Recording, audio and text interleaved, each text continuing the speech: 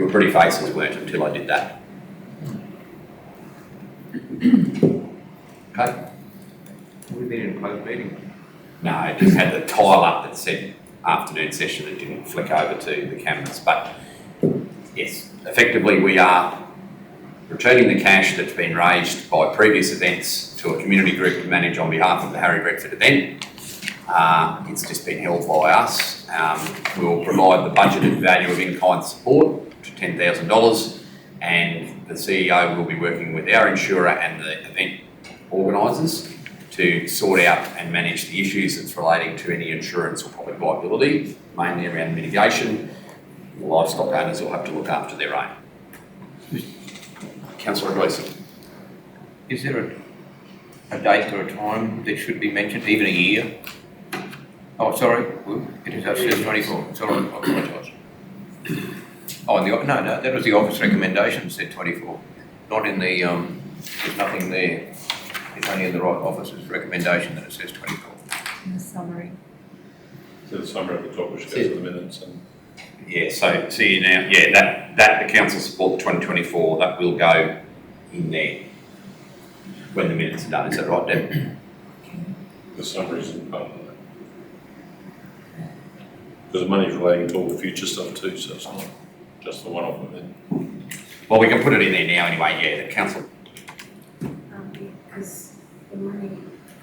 Before you go that, sorry, support the 2024 Harry Redford Cattle Drive by.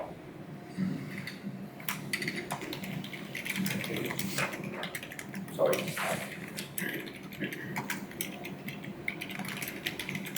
Mr. Chair, I was just thinking that money was like it was made by Harry Redford committee in the past, but what about the money that they make for this drive? Like where is that going to go? So where's that money? Just That's go all. there, like it, because this count, who's selling the tickets? Council. Council. So is that money going to go?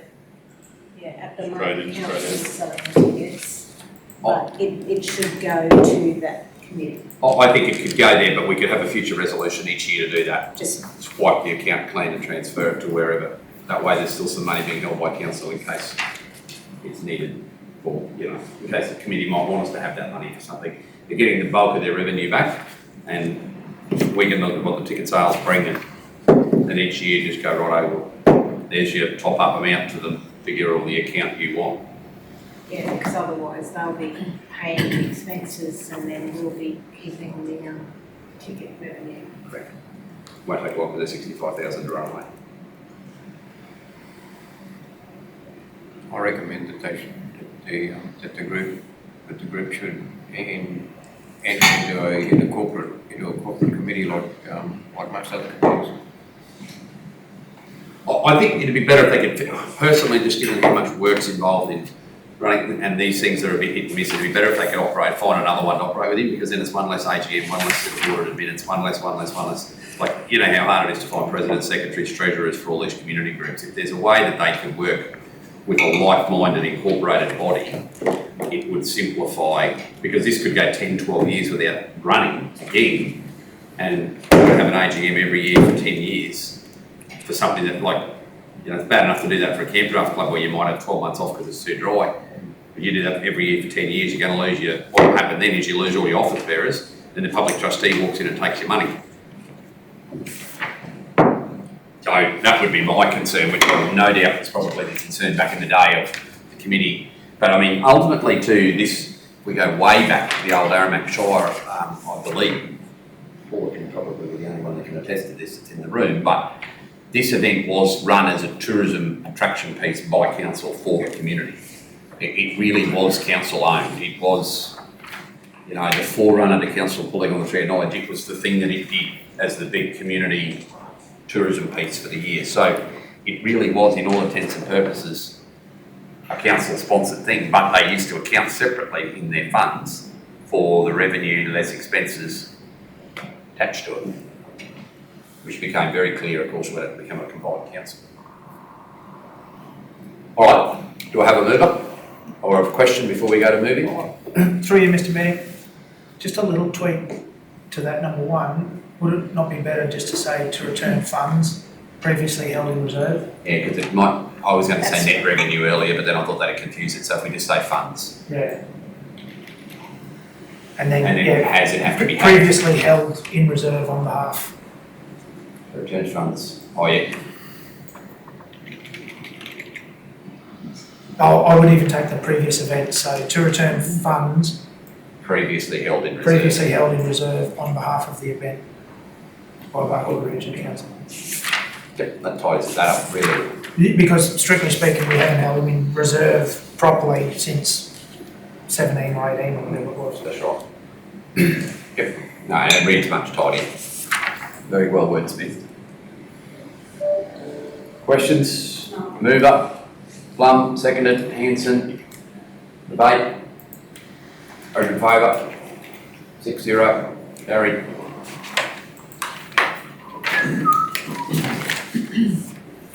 Go back to Lean. No, we'll do that just before we finish. We'll keep going in order now. 3-3-1. Can I have somebody move the financial service performance report be received? Oh, hang on, I'll just wait for these two, otherwise they've got to record us in and out of We got Gary and Trent. the room. Moved Councillor Gleeson, seconded Councillor Peoples. Those in favour? 7-0. Performance report be received. That way you don't have to record them as nothing. They were technically in the room and they both looked funny at me, so they got their names in the minutes. Right, questions or Dan, anything to draw out?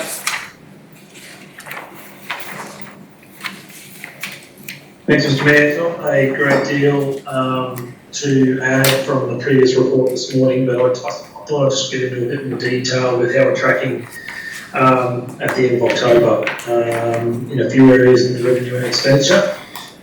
The rates, levies and charges are certainly on track with the first levy being issued in September. Fees and charges are performing well as well. Interest, recoverable work. So all our revenue is progressing quite well. I do note the budget number that is used in this report is the original adopted budget, not the amended budget from this morning, but from next month we certainly will be using the amended budget in place of the current one, of that's being used now. If you jump into some of the year-to-date expenditure, material and services is slightly under budget. But is certainly expected to increase, but you can see there when you line it up against employee costs as well, is going quite well. If we look at our maintenance items, our rural roads is significantly over budget at this point in time. I know to date this month we've already spent another about another 200,000 as well, so we're up around nearly 1.7 million now for the year. The town streets is slightly over budget as well, parks and gardens, so our outside work crews are certainly powering through the work at the moment. Clean operations is also over budget slightly at this stage as well, but we will keep an eye and monitor those as the year goes on.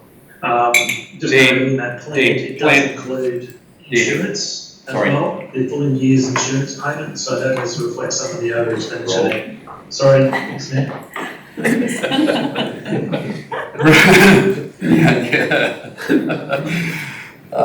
Rural road maintenance, and plant operations being over budget would be linked, would they not? They are independent of each other, Mr. Mayor, because the plant operations relates to the cost of running the workshops and doing the maintenance on the plant. Yes, but my point is that the fleet workshop's going to be working harder if our fleet's working harder, is that not right? There is some link in that, yes, Mr. Mayor, yep. Right, sorry, continue. I suppose just jumping over to the cash at bank is travelling quite well. We have seen a decrease over the month of October from the previous month, and our high of nearly 32 million in August. But we'll keep progressing that as it will deteriorate through the year until the federal assistance grant is paid again. What's the receivables component of that? On top of that cash, there's this large receivables there. What are we looking at there? large amount of that is to do with main roads contracts that we've invoiced out. So when we do a claim, main roads tick off on the claim, and then the process is we raise an invoice. So we raised that at the end of October, and that payment would have come in the first week or two of November. So, you know, that's as good as cash, yes? A bill. Yeah, also in there would be the contract assets as well. So yeah, so that is effectively, in a lot of cases, a lot of that is money that we're owed. Yeah, that's correct. And so, yeah, okay, I guess the question is, our bank balance today might be no different to what it was at the end of October because of those additionals that have come in. Yeah, once we made that as well. That's correct, yeah. Yep, thank you. I suppose that is also reflected with that low cash balance because of the constrained revenue around the contract liabilities. That's showing up in the trades and other payables. The 12.7 million on that spreadsheet, on that balance sheet as well. If we look at our cash, our unrestricted cash ratio at the moment does have 10.7 million restricted. So given that our October ratio is reading at 5.52. So those three sustainability measures I talked about this morning in the budget review, this is a new one that's coming online over the next 12 months to 2 years. There's a couple of extra ones we'll have to report on. We do only have to report once a year. For our own benefit, I suppose I'm just doing it on a month-to-month basis so we can keep track of that, because cash is quite important in making sure that we can fund our activities month to month. The surplus cash is a variation calculation on how we're progressing with our cash, which takes into consideration the loans we have outstanding, also our staff provisions, and also the restricted cash as well. So with that, you can see a dip this month where it's dropped down to 6 months. Largely, that's not due to a huge reduction in cash. That's more of being a large increase in the expenditure for the month of October. So there was a number of big bills paid, maybe a couple that have been outstanding for a month or two, and they were paid in bulk. And because of that, our cash average for the year has increased. So yeah, that's why both those are seeing a slight reduction. There is some cash expected to come in. That's not accounted for anywhere at the moment, which is the Aramac Region's 23 Part 1 flood event. So there was 2 packages to do with the Aramac region because of the size.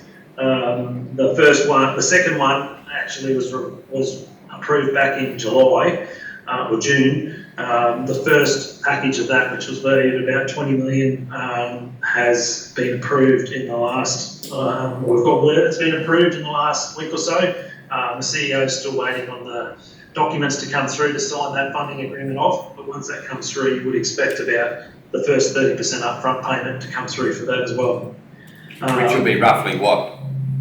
That'll be about 6 million. That is, good to have that money in the bank. So even though it's constrained, even though it's still constrained cash, that's going to tip the balance, that's going to pick the cash balance up massively. If we've got 7 million or 8 million in receivables and a $6 million payment due any day, even at the cash we're rolling out the door on a monthly basis. What about the roads to recovery work for Jericho Aramac Road? So has that been claimed?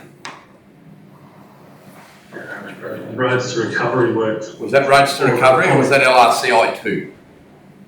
Or both?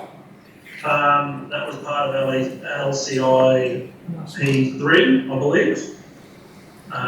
So we would have done a return in June on that, and we have received a payment based on that. Yes, that was part of that funding that we received, that we increased the capital grant this morning. Yeah, so, but was there work still happening at the end of, sorry, Kerry, I'm looking at you earlier, was there still works happening post that June claim? Yeah, there was. There was the second seal was due to be completed. I think it was September. So yeah, so if that's occurred, that would certainly be money that we spent, that we owe money.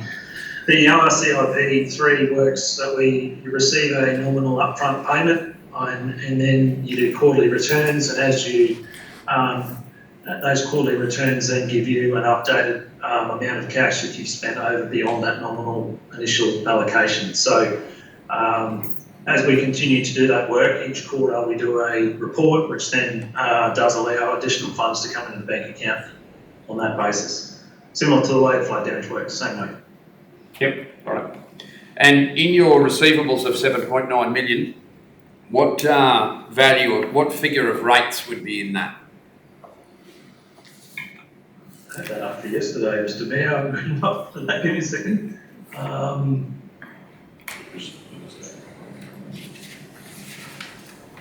Okay, I can't give you what the 31 October balance was, but I can give you the balance as at today. It would be approximately about 700,000.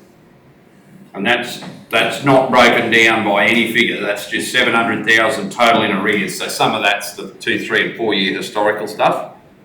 Yeah, that's correct. Yeah. Which would be on and around, what, about 160,000 outside 12 months in arrears? Look back at the previous balances. No, most of it is arrears. So prior to 1 July, you're probably looking at about 700,000 of that. So there's only about 20,000 of the current year outstanding. So Dora, I just want to load that point. We're only outstanding in the current year's rates, which the significant increase in utility charges, that's including utilities or just rates? That's including utilities, yes. So we're only $20,000 down, outstanding. Oh. You sure? Sorry, correction, 186,000 is outstanding of the current year. So there's 698,000 outstanding in arrears, and then we have 721,000 is the net balance plus the 165,000 in prepayments. So a total of 886,000 outstanding. 886 total outstanding. Yeah, of which 160 is related to current year. 160. 186, sorry. 186, yeah. So councillors, I'm flagging for you at our next workshop a full rate review of all of the outstanding rates by time period and by category of rate. So as in Buckle and rural, Alpha rural, commercial, industrial. I've been doing some work with officers to identify the impact of the cost of living in our region from an area that council can influence. Obviously we can't change the price of bread, milk and butter or even bananas or petrol, but we can ensure that we are not unfairly, or that a group of individuals in a certain demographic cohort aren't being put in a financially precarious position because of our rates, fees and charges. At first, very high level glance, nothing comes out at me, but we wanted to wait until we got some period of time past the due date for rates payments, which I started looking at these back on the 8th of November. And by now we're down to that figure. And we'll also have a look at how that compares on a prior year comparison basis, so that we can get in front of the curve and either be proactive in providing support to that demographic or seek external support if that's the case, or at least have a good synopsis of where the pain points might be if a future budget saw a significant rise in one key area or not. So I just draw your attention to that figure that in so what would have been the total issuing of rates, fees and charges for the half year, Dan? 4.47 million. So we're looking at 4.47 mil, and of that, only 186,000. That's, I would consider it, once again, at face value, until you see it broken down into its components, a very good outcome.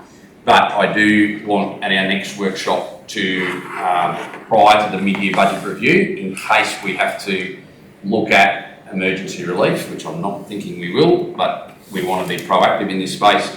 We'll break that down. There's a number of reports that can be done, but they are complicated to get out of the system to get really accurate, non-contaminated data then. It takes a bit of time.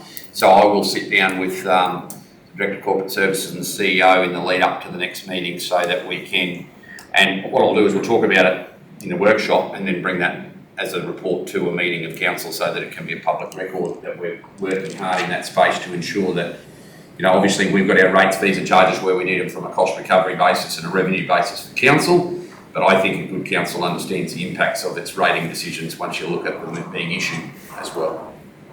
So, right, that's good, Dan. I was worried that receivables might have had a very large component of outstanding rates in it, which in the current year would then mean it's not as good as cash, you know, but if there's only 186k in that, that means that 8 million's almost all due to be received over the next few weeks. Yeah. Anyone got any questions on that? Yes, Mr. Mayor. Well, not a question. I was just wondering if the materials and services, because it makes up such a large component of our budget, would it be possible to get that broken down into just significant categories of that, significant categories of expenditure within that materials and services in our finance report? Like, for example, just I've written a few down that I'd like to see, and that is like the cost of consultants and professional services, ICT costs, utilities, maintenance costs and contractor payments, like just break that down a little bit so that we can just see where the money is being spent and how. Is that possible? Is that just the major categories of expenditure within that materials and services? Because it's like $33 million of our budget, and it's just in one lump. Like it's just, yeah. You want a longer report or just a snapshot? Okay. I just think it'd be great to see that in the finance report. So,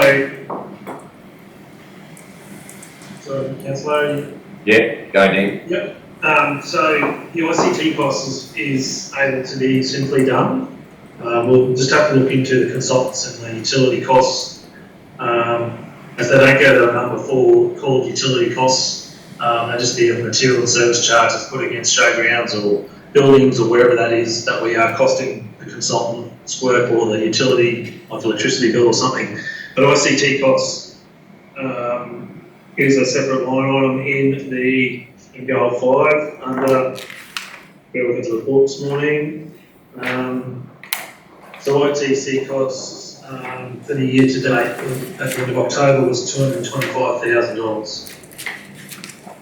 I do note we've just signed an agreement with Red to provide a couple of managed service contracts with us for our IT.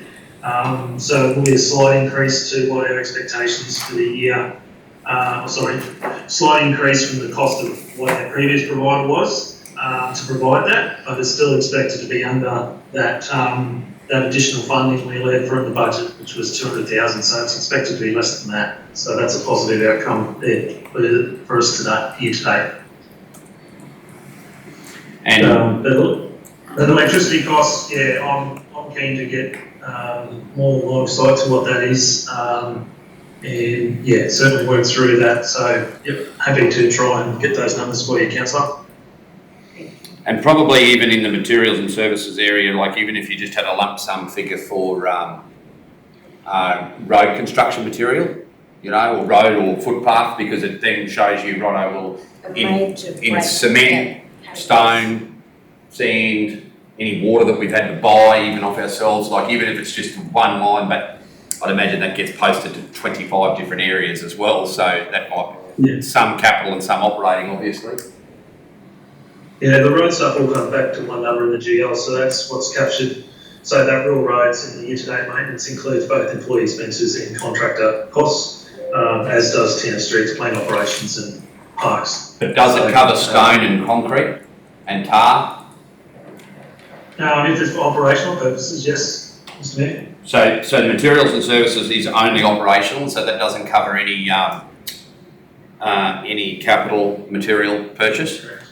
But flood damage is now not all capital, so is that why flood damage now changes, does have an impact on it? Yeah, so the operational flood damage, like all the contracts that we awarded this morning, were related to medium grade, heavy formation grade, or heavy formation grade incorporated material. They will all come through to the materials and services in that budget there. So some of the material in that case will get booked to that? Yeah, we do, yes. Yeah. Yep.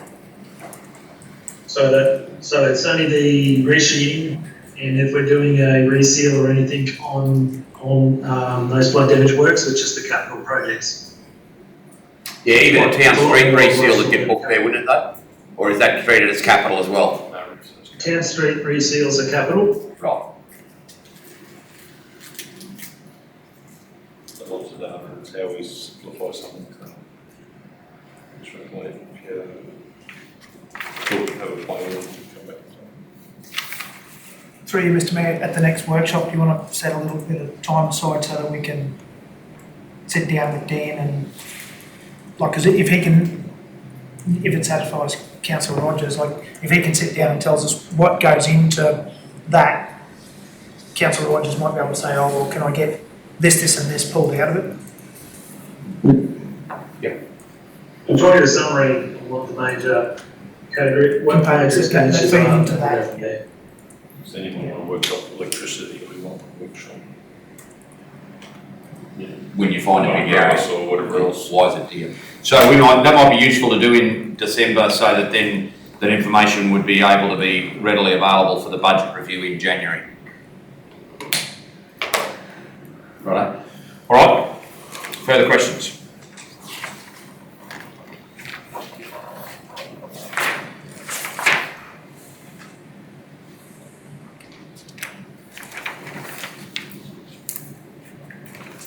Can I have somebody move the community care? Sorry, Mr Mayor, one question for the Director of Corporate and Finance Services. Is it his intention to change all the graphs to his new You like the 3D? three-lane? Well, it jumped out at me. I don't know whether I like it or not, but it did jump out. With the new ERP, when we finally get there, you'll have dashboards sort of come up on your screen as well. You'll be able to manipulate the dashboard to find out what comes in behind it. I just did something different, Councillor, because it did relate to capital as opposed to all the others related to operational. I just thought it was a different way to show how we're progressing. Happy to take feedback. No, it's a hard data set to probably project adequately and easily because of your three different parameters and your half a dozen different sections. Yeah. Pick up that. Okay. Test. No more?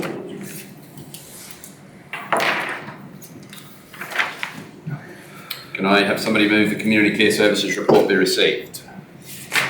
Councillor Plum, seconded Councillor Arthur. Those in favour? Carried 7-0.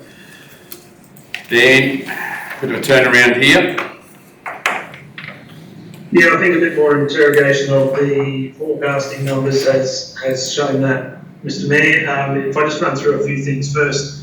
The CHSP program has been where that adjustment has largely occurred. I suppose a key note in this program is the Queensland Community, what we call the QCSS scheme and transport program. We've only had one client on that program for a number of months now, and they haven't actually used any services in that space.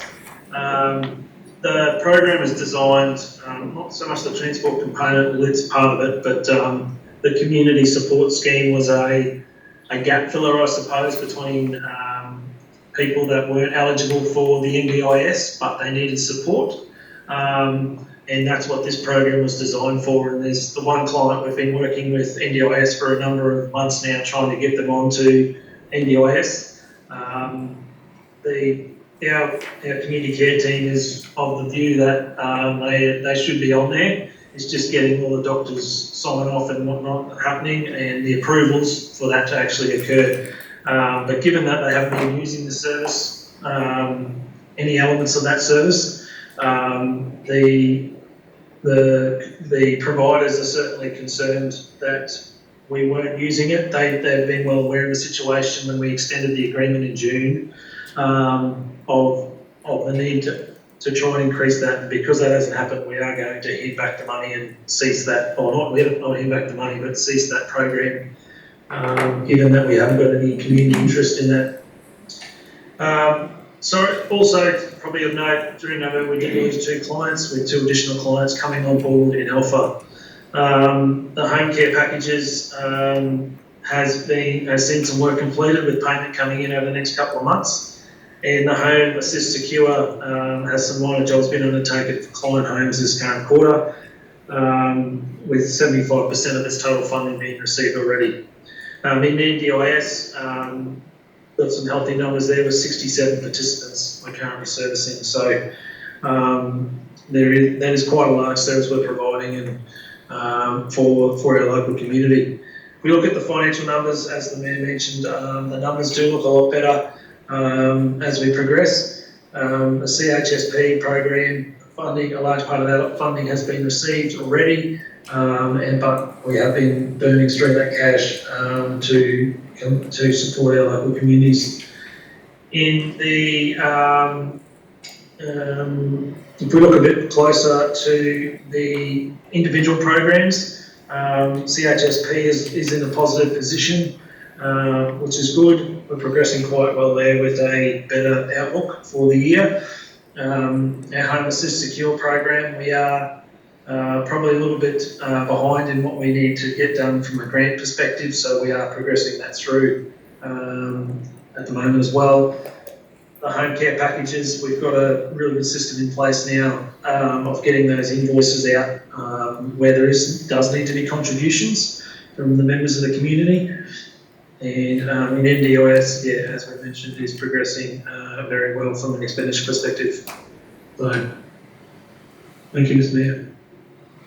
Questions, please? That could be the very best That's a report I've ever seen. It's a $740,000 turnaround in a month. Some of the claims, some. Yeah. On the projections. On projected annual, yeah. Not actuals, yeah.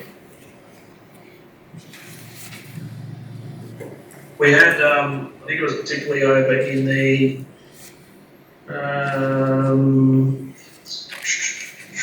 one of the programs, we'll see where it is, there was a line item that was, we had one of the line items, we had a significant amount of expenditure, which was loaded towards the front end of the year, and the projection had that projected out for the full 12 months, which just wasn't the case. That was where the large adjustment was. Yeah, well, the CHSP has gone from 1.2 million to 723, so there's 500 million. And would it be fair to say part of that is because that, last month was only a quarter of the year, and because we've extrapolated that for the 12 months, it was probably a little bit cloudy in its accuracy. Just on the average. Yeah, so it was just on a general formula applied to all items in that column, whereas now that we've adjusted a couple of those to have a bit more realistic reflection on where we need to be at. Yep, all right, thank you.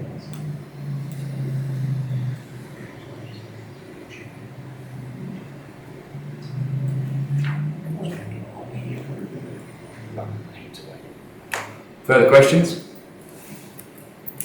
Excuse me, Mr. Excuse? Just enlighten me a little bit with most of the expenditure of the home care package and on Home Assist, but It's, is it Cordon Super Community? Is that, how do I read that with the expenditure? The actual, in one line there, the actual is 53. It's 53,000 and the year-to-date budget was only 10, like there's a huge difference. And there seems to be a difference in that, it'd be coordinating, was it? Coordinating and supply? Is that Supervision. So is that the actuals versus the, or from this month to last month, Councillor? CHSP, what page is it on? Page 90, I'm on page 90. Oh, yeah, okay, yep. On page 90, I'm just looking down at the bottom of the expenditure one.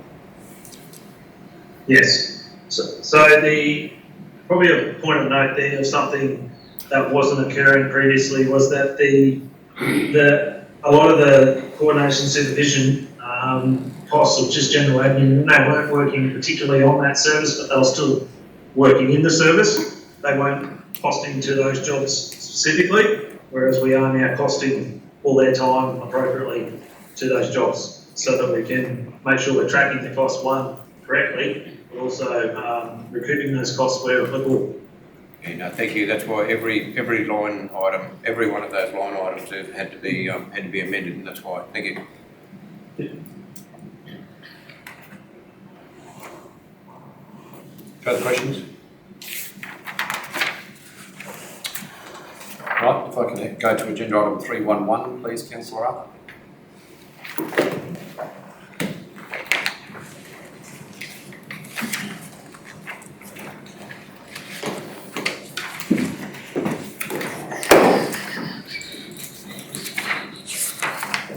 That price study can now be 37,900 including GST per pass.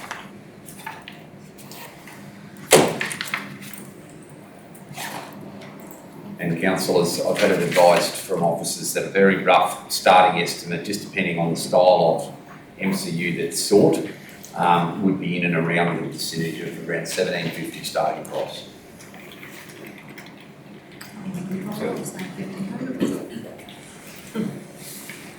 Fair way from the 6,000 that I may have said this morning.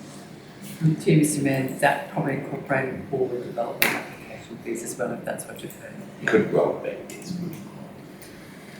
That would be a fee, Mr Mayor, on both lots. Or would they be able to combine it because they've got the two lots together on one?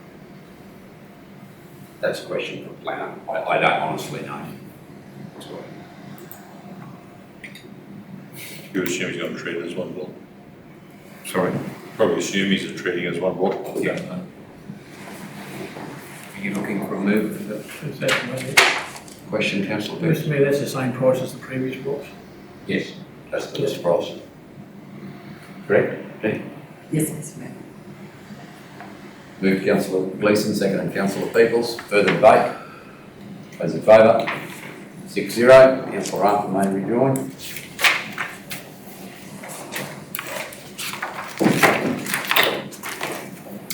I'd just like to kick off regional council business with two mentioned dispatches, trying to steal the thunder of councillors who may have other, or maybe we should do it because it is a small place. Whilst there's lots of things that happen, I'd like to put a big shout out to the Buckhorn Catholic Fair.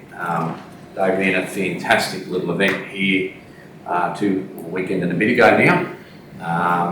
I was able to attend with my family, and it was just a lovely evening. The weather was almost perfect.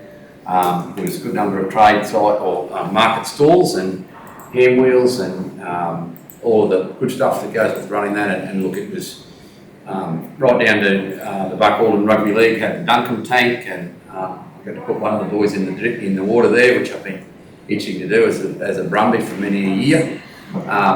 And as a referee, I've had to bite my tongue many a times, but I didn't the other day, so that was good fun.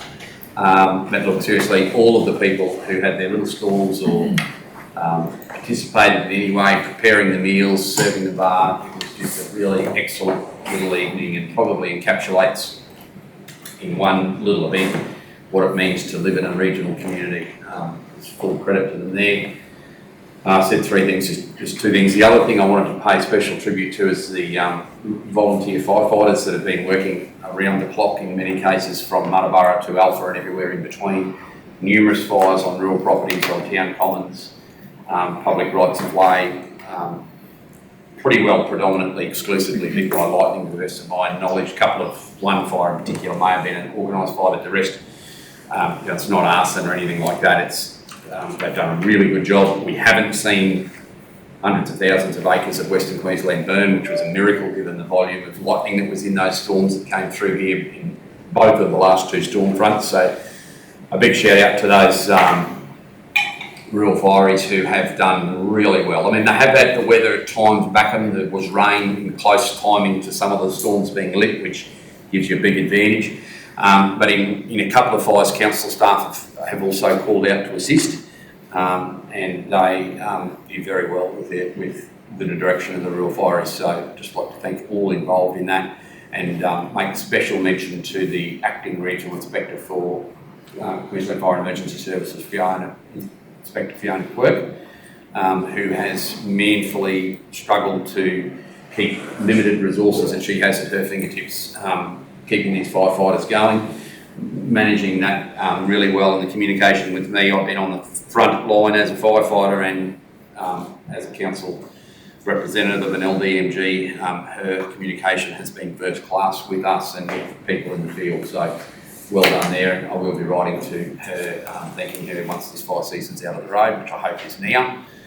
And the last thing I wanted to do is congratulate all of the Year 12 students from the Buckhorn Regional Council who have graduated officially now, following 13 years or more of schooling in many cases, whether they be graduating from either correspondence or from the Buckhorn State School or from boarding schools, and I'll declare an interest. Obviously my son is one of them, but the effort that they put into their education, whether it's because they are seeking further tertiary training or whether they are seeking a vocation or whether they are seeking to return to a small business, the fact that they've seen their education through to grade 12 is a tough gig. They've done well. A lot of them would have loved to have left in grade 10 and been out earning and learning like some of their friends have been. However, those that have done it's a big responsibility on their behalf.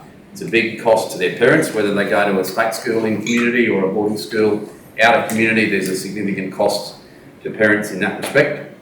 So it's well done. Congratulations. Stay safe over this next week while you're enjoying schoolies, or if you're in the workforce, good on you. But well done, and all the very best to the school leaders on behalf of council. I'm sure I echo the thoughts of councillors in that respect as we see another generation of young women and men move forth to what happens post-secondary school. Councillor Rogers. Thank you, Mr. Mayor. I'd probably just mention the small business roadshow that was held recently in Barkey. It was really, I feel like it was really helpful to our local small businesses. It was facilitated by Business Queensland, and it was a really invaluable networking opportunity for small and medium-sized businesses to connect and just learn what's out there, available in funding.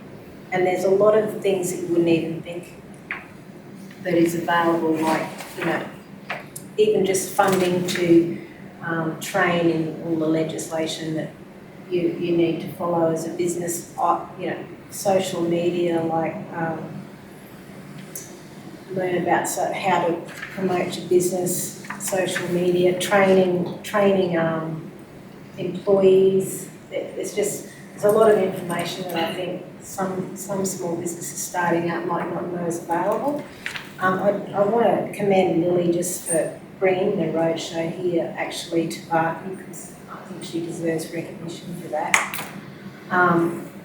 It was a really relaxed, welcoming atmosphere, and I just want to encourage any other business owners in the area that weren't able to attend to reach out to council if they want to request contact details to access that information. It's actually all readily available online at www.business.queensland.gov.au, but if, obviously not everyone's going to watch these minutes, but maybe it would be without a little social media And announcement to say, if you missed out on it, just go there and see what's available for you. Maybe Lily could do that. might be a good thing for you, for Lily to do online and maybe in the Gazette. Yeah, just so that everyone sees that even if they missed out on the roadshow, because everyone's busy, but they can still access all of that information and, it was very good. Thank you, Councillor Rogers. Councillor Plum? Mr Mayor, just, it's that time of the year where there's a lot of AGMs. So I guess, for all those that have filled a position in an outgoing committee, thank you for the efforts that you do, and thank you to those that have newly joined or are continuing on their service as community group executives, whether they be sporting groups or cultural groups, or it gives life to a sometimes very harsh part of the world. Very good. Councillor Henson? Yeah, I'm probably one in advance. The Christmas season coming up, that all the community members and whatnot out there running Christmas parties, catering for Christmas parties. Just I'd like to thank them on behalf of the council and wish them all the best. Very good. Councillor Gleeson? I'm right there. Councillor Peoples? Mr Mayor, I'd just like to, Aramac Bowls Club had a successful bowls carnival there a couple of weekends ago, so I congratulate them on everyone's said they've had a very good time. And the other one, Mr Mayor, I'd like to thank and commend and wish them all the best is Frank and Annabelle Phillison are leaving our post office and moving on to hopefully greener pastures. And I just want to thank Frank and Annabelle for the parts they played in our community, and Frank's probably been the best mum we've had in the 30 years we've been in business over there, but to both Frank and Annabelle, I thank them for what they've done in our community and wish them all the best for the future. Very good. Quite sad to lose them, but very good. Hopefully they go into a good spot. Yep. All right. No more that anyone's thought of? Right, very good. Excuse me, I'm not feeling well, so I'm going to take off. I've still got an hour and a half to drive, and I think I'll struggle to get there. No worries. Thank you. Anything on my report Dan is aware of, he'll be able to fill in the gaps. Yeah, that'll go. No worries. Daniel, there. Good on you. 351. And I'm just something that I have to attend to briefly. I'm going to be sitting here, but the Deputy Mayor has the chair. Item 351. Do I need someone to move to receive that report? Councillor Gleeson and Councillor Peoples. So, does anyone have any questions about the information report? Councillor Peoples?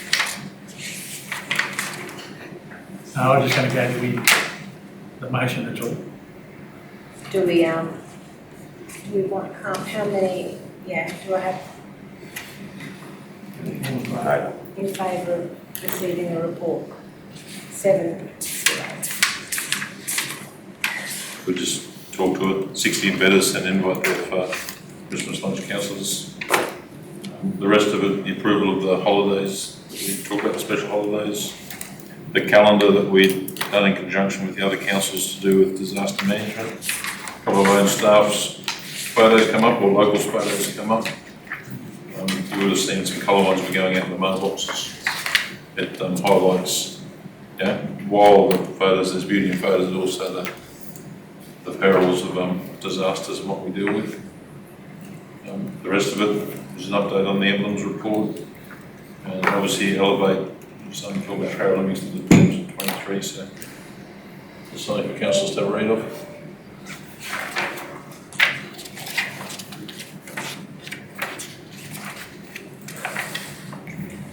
No other questions on that report?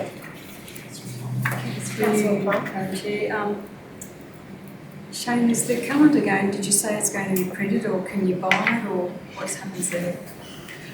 It'll be delivered to each ratepayer's box or mailbox, but no, it's not available for purchase. There will be extra copies available, I believe, in some of the council offices across those regions that participated, but it's not available for purchase. Passes backwards on the fridge, hasn't it? I wasn't even able to release the last one. No other comments? Did Craig, excuse me, Deputy Mayor, did Craig did most of that or had a lot to do with that calendar? He coordinated most of them. I'd like to Board of all councils. Yeah, I'd like to publicly congratulate him. It's very, very informative, some good photos, and good on him for the work that he's done. Thank you, Councillor Gleeson. So we might move on to item 352. With the planning and development report we received. Planning it, yeah. So Councillor Peoples moves the report be received and Councillor Hanson seconds that. All those in favour? 7-0. Councillor, just take that as read as well. And questions, councillors have questions?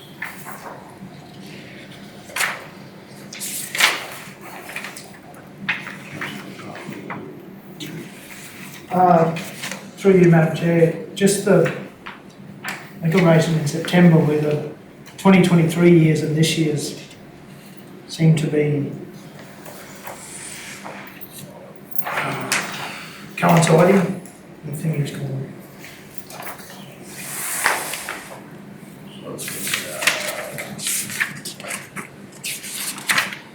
Yeah, so we the tally's down the bottom again, like you've got this financial year from July to November as 2.497 million, and it's the same figure as 22-23. I'd raised the same, we didn't have it in last month, but I raised the same issue. Just missed it, I'll in get that September. corrected. If we can have that corrected, would be appreciated. Thanks, Councillor Arthur. Is there any more queries on the planning report?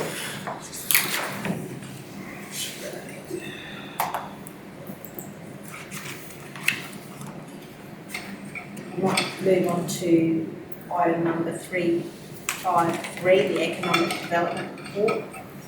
Do I have a mover for that report?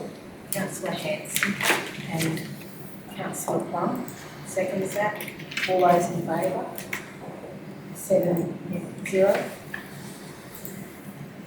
So I guess we're taking that as read. There's not a lot of economic activity outside of what's reported at the moment. no real changes. The change is the office itself is going down to 1 day a week. Yeah. For other commitments, if they just talked about the last one. Is there any questions about big? Yeah, Councillor Plum? Through Madam Chair, Shane, where do we put our little shovel-ready items in, that go in the drawer? Do they go in here or do they go somewhere else? A bit of everywhere, it won't be in this one. So shovel ready as in the projects council's working on?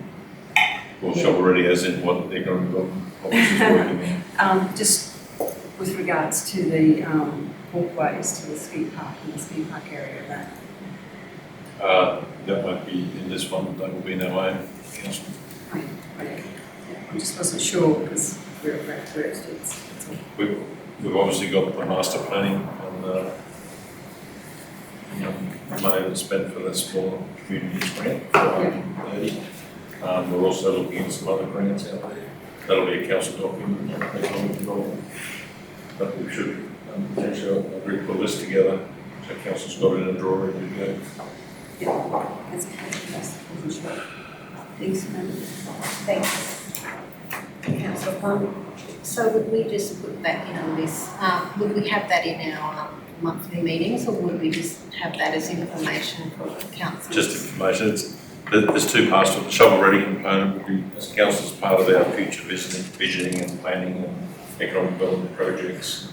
If council wanted to move and say, let's fully cost a project for future grant funding, where do we keep that? So one council would have to go and examine what's the project, can we cost it with contingencies, and then when the grants come available, then we'd have them already to go, instead of race around and do something in a week or 2 weeks. So, projects that we're aware of, we obviously know we're doing master planning now, could be for the showgrounds or could be for some other things.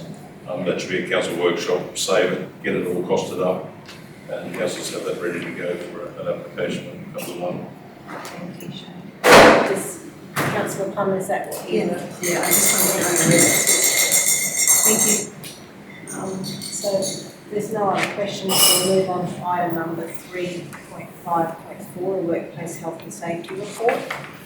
Can I have a mover for that? Councillor Gleeson and Councillor People seconds that. All those in favour? 7. So council, that one's read as well. The thing I might highlight with our reporting is, as we start to report incidents, whether it's first aid or near misses or whatever else, if you have a look at page 134, which is a good identifier, it looks at the typical injuries we've received in the last month, where you see potentially we've had some body stressing, which is manual handling, lifting, some falls and trips. So the types we can actually now break down into what areas and what types of works. So you'll see on page 133 that it's our local crews that have had a number of incidents. Could be first aid, could be lifting, could be something else. So we can now target our pre-starts or our morning site meetings with some awareness sessions and what we're looking at, and you'll see the breakdown of injuries. So we're reporting more on capturing where those are happening, so we can try and mitigate as well we can. I'm not sure if those graphs are valuable to councils, but it sort of breaks down which areas are performing and where a lot of the injuries are happening, and based on crews. It's not a competition to see who gets the most. We want to see them very low. Thanks, Shane. Can I just ask, body stressing, is that like heavy lifting? Manual handling, soft tissue damage, shoulders, arms, hands, Yeah. cuts. Is there any questions? Councillor Madam Gleeson? Chair, through what period of time, it's probably got it written there, incident. So it's a little bit both, these are accumulative. 9 months, 9 month period. I just look at the incidents by count by Alpha, like Alpha's in front of everybody else. Is they in front of everybody else is because there's just been more recording, or is it, I wonder, or?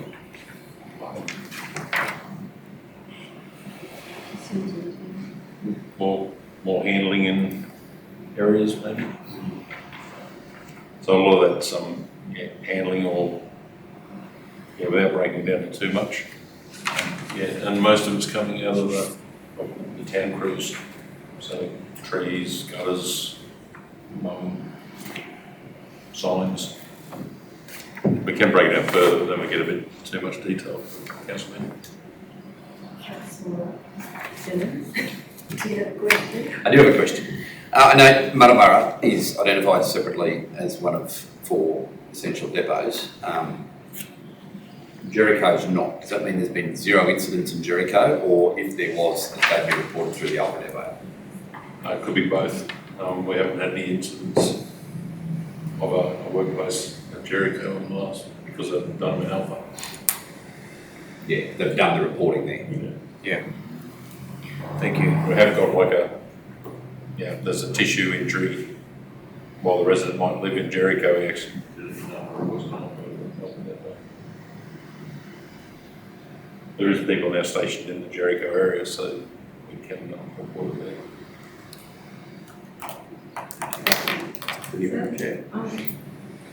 One of them has been hit by an arrow. Possibly the others. Oh, I see. Yeah.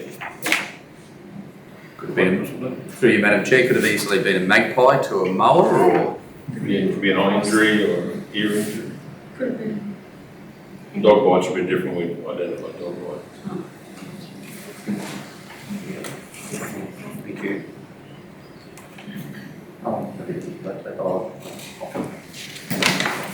The expression.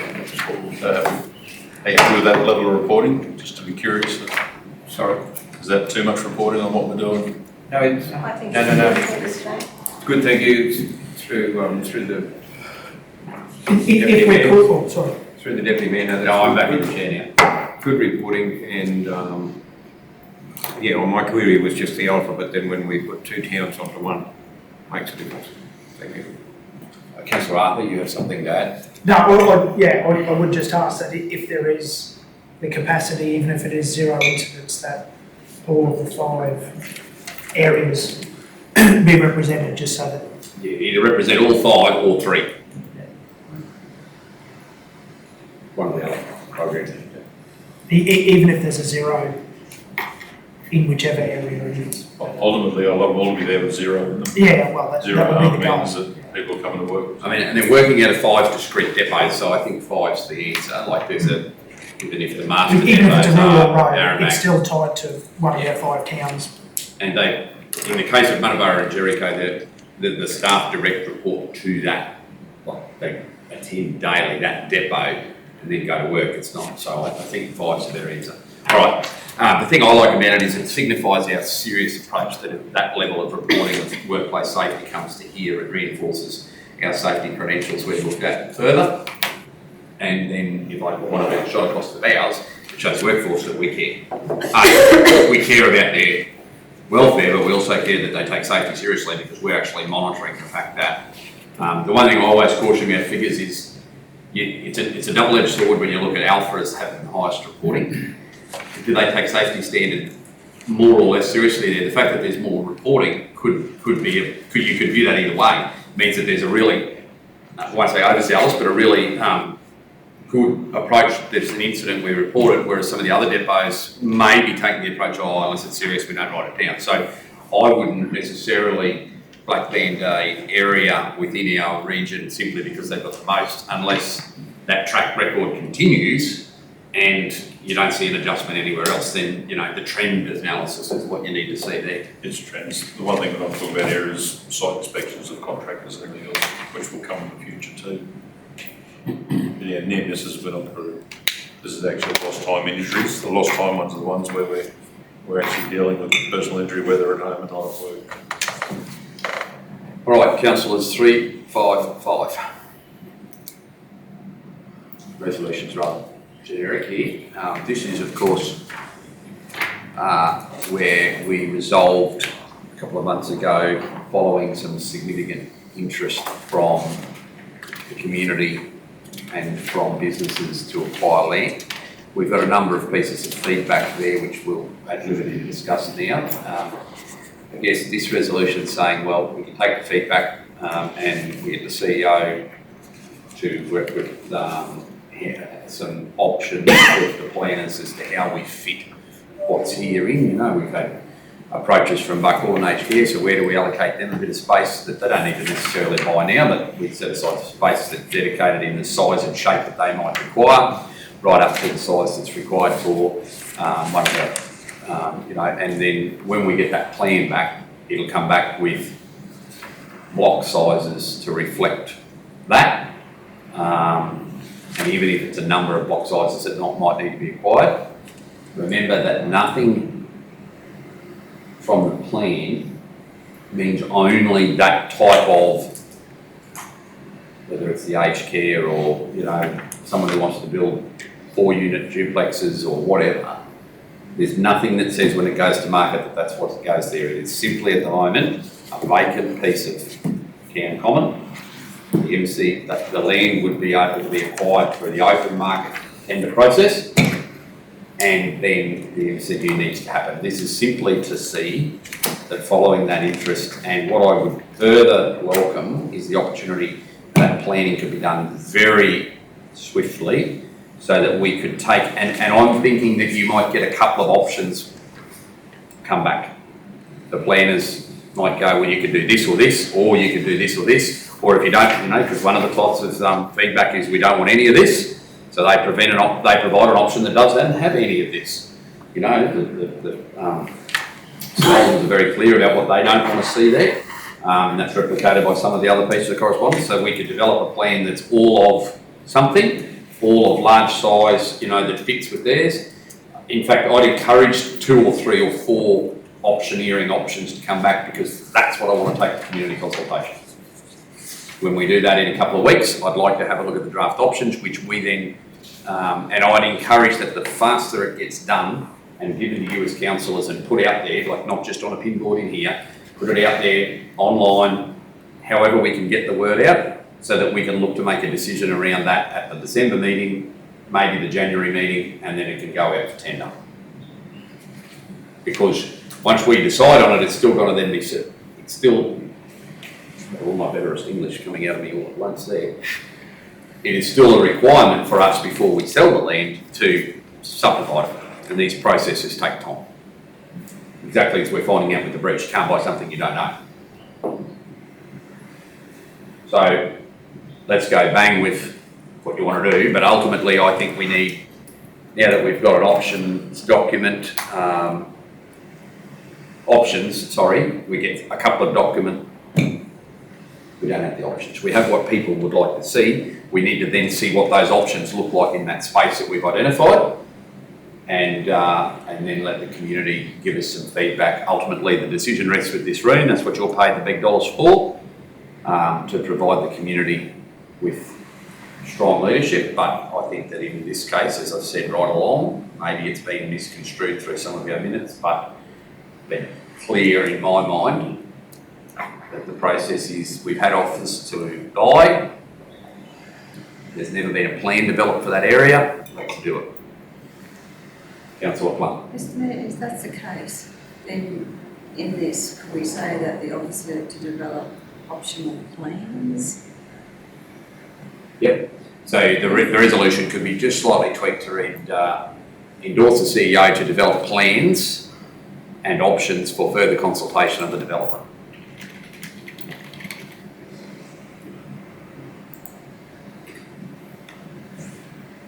Councillor Arthur? I know there has been some, I guess, reluctance or from some people of that's the way that town should extend in our existing town format, as in like quarter acre blocks. But logically, I can't see if the town is to expand that it can go anywhere else.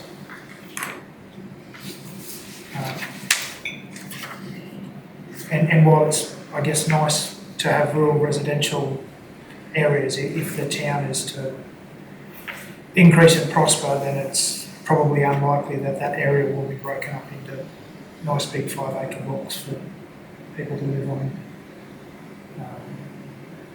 Would be horrendously expensive 5 acre blocks. Oh, well, not just that, like there's comments there about using blocks that are already in town that have services, like, unless we own them, that's entirely up to the landowner. They can do whatever they want with it, as long as they pay their rates. The proximity to the sewerage works means that it's easier to extend that way than north, east and west. I understand there'll be a balance and some people won't be happy with whatever we decide. Oh, 100%. Those sort of decisions never get met with 100% in any council area.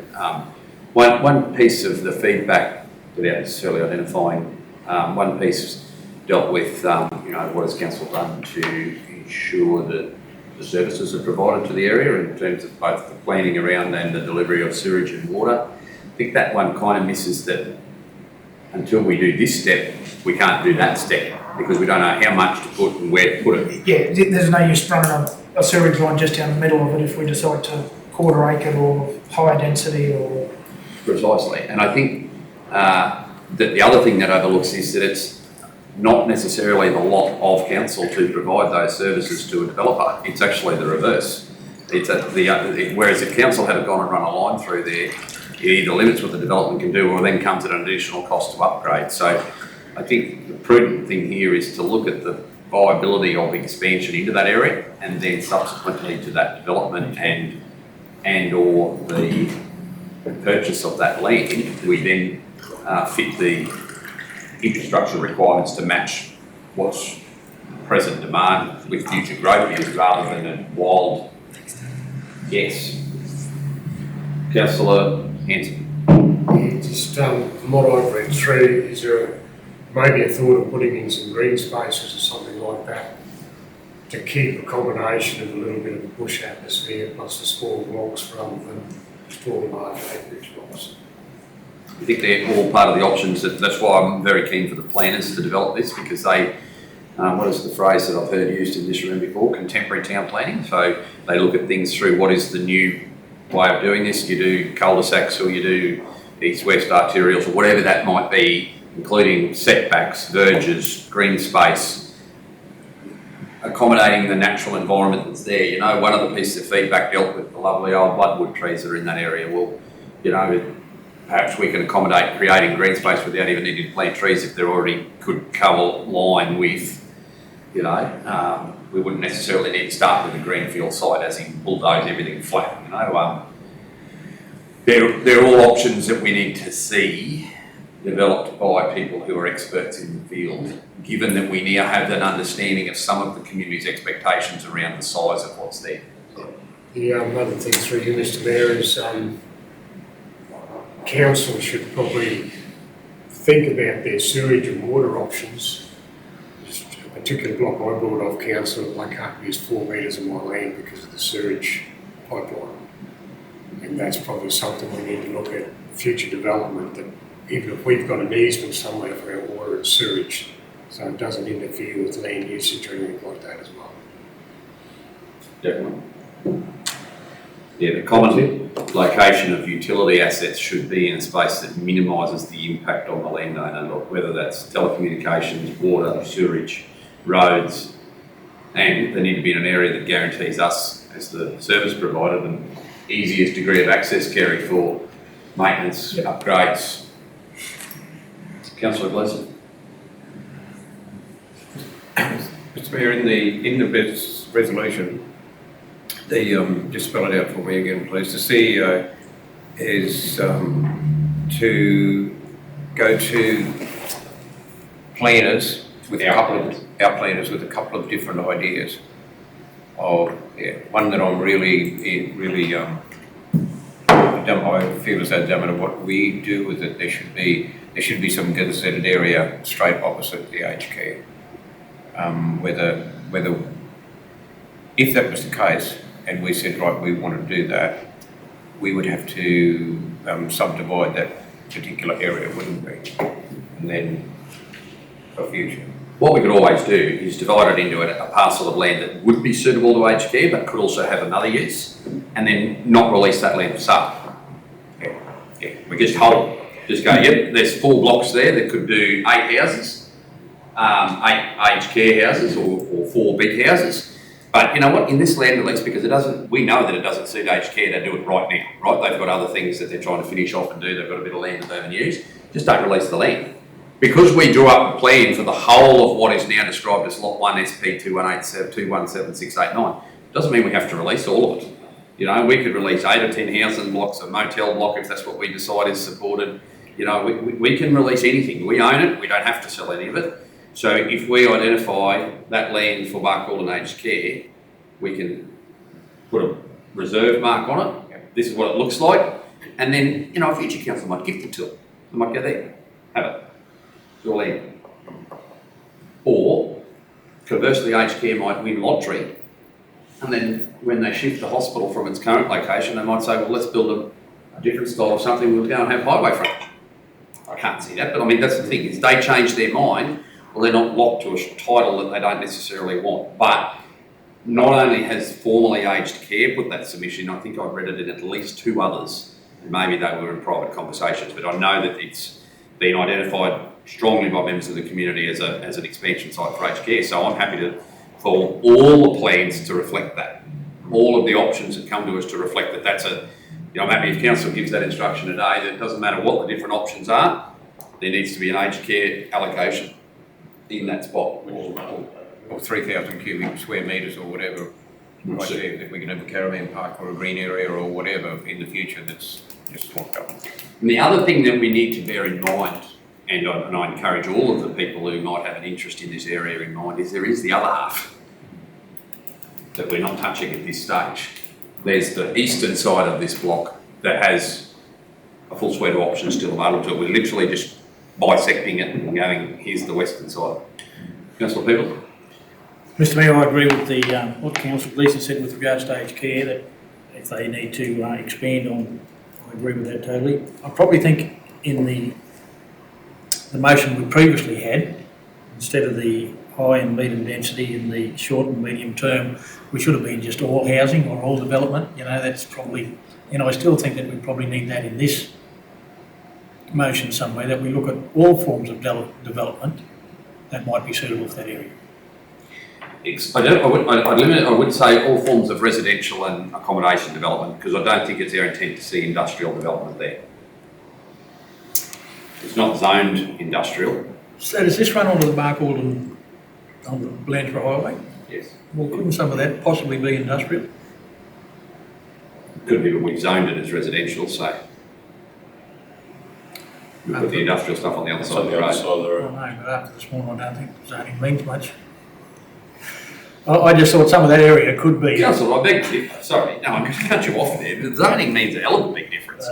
If I want to put an industrial shed on the other side of the road, it becomes an impact accessible under the current planning scheme, becomes impact accessible. But if I want to put something that's consistent with town use, and some would say that we didn't go far enough with that. In fact, some have said that in the applications, that we've made things code accessible that should have been, like a motel, for example, to go there would be code accessible most likely under the new planning scheme. But definitely if you were to put something that was a high intensive industry over there, it would be the extra boxes to tick and extra things to do that come at a cost that are not the case on the other side. That does mean something. Yeah. But I still think it should just be all forms of development, Mr Mayor, and you know, just look at all. We don't have to accept it. Well, and I guess the plans that we get back are just going to be lines on a map. So those areas are conducive for then is sort of at the whim of a future buyer. But yes, if they are big enough to suit accommodation or a house or a corner shop or a whatever, well, that needs to be in mind. So you're thinking to amend that to go develop plans and options for further consultation on or where? I don't think that that's exclusive of what you're saying, but anyway, how do you want to amend that? I just want all forms of, What's excluded from that?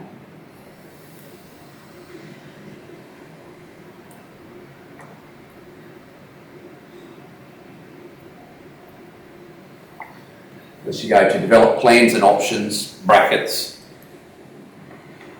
suitable for. that's probably all right. I think it's right one, yes. I thought that was pretty broad. That's probably all right. And we're getting clear instruction, we want broad answers back.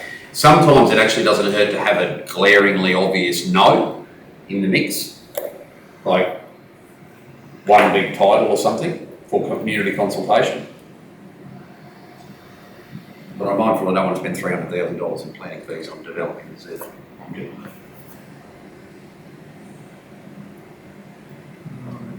So, Mr Mayor, when you're talking of plans, is that a cost? What cost is that for us? To do those plans up, I have no idea. We're talking about some concept plans on a map, so it's not going to be complex detail with depths of sewer lines. No. And the surveying costs are not budgeted either, but nor was the land sale. Councillor Haynes. Through you, Mr Mayor, all these letters are people putting in their ideas, but none of them have actually showed any interest in really buying the land. Have we had any interest in people who want to actually buy or develop the land? Yeah. May give us a better idea of what we're looking at. They have, and they've also got available, if we are interested, their planning and their plan for a development site for that location. So that, and they're interested in acquiring it, they're ready to go. So that information would be fed into the planning. To A, check it be use that's conducive to that area, and B, see whether it'd fit, and see whether it fits with what council and community's expectations are for that area. So that would be one of the options. Oh, three of them actually, but yeah. Yeah. No, sorry, it would be an option to have that, there'd be three different options in that option. Yeah. Because none of them, from what I'm aware of them, rule each other out. You know, they're not, well, this wouldn't go if that went, they're totally different houses, units and a motel. Three different developments. Councillor Rogers, I haven't come to you. I'm happy with that motion as it is, Mr Mayor. Any further comment? One more comment, Mr Mayor. Sorry. Sorry, I was a gentleman. Oh, I thought you took it in there. Yeah. As long as, yeah, like, I think that Shane's aware that we all think the aged care land retainment is important. Is there anybody objecting to that? I mean, it's just to save wasting money, we're pretty well keen to see something, some iteration of something for aged care on pretty well all our options. Councillor Plum and then Councillor Hanson. Oh, you raising to say? No, just another comment on that. Whether with the aged care, we leave enough area for a bit of a green space, is that they build all their complex, it might be nice to have a little park area or something. Yep.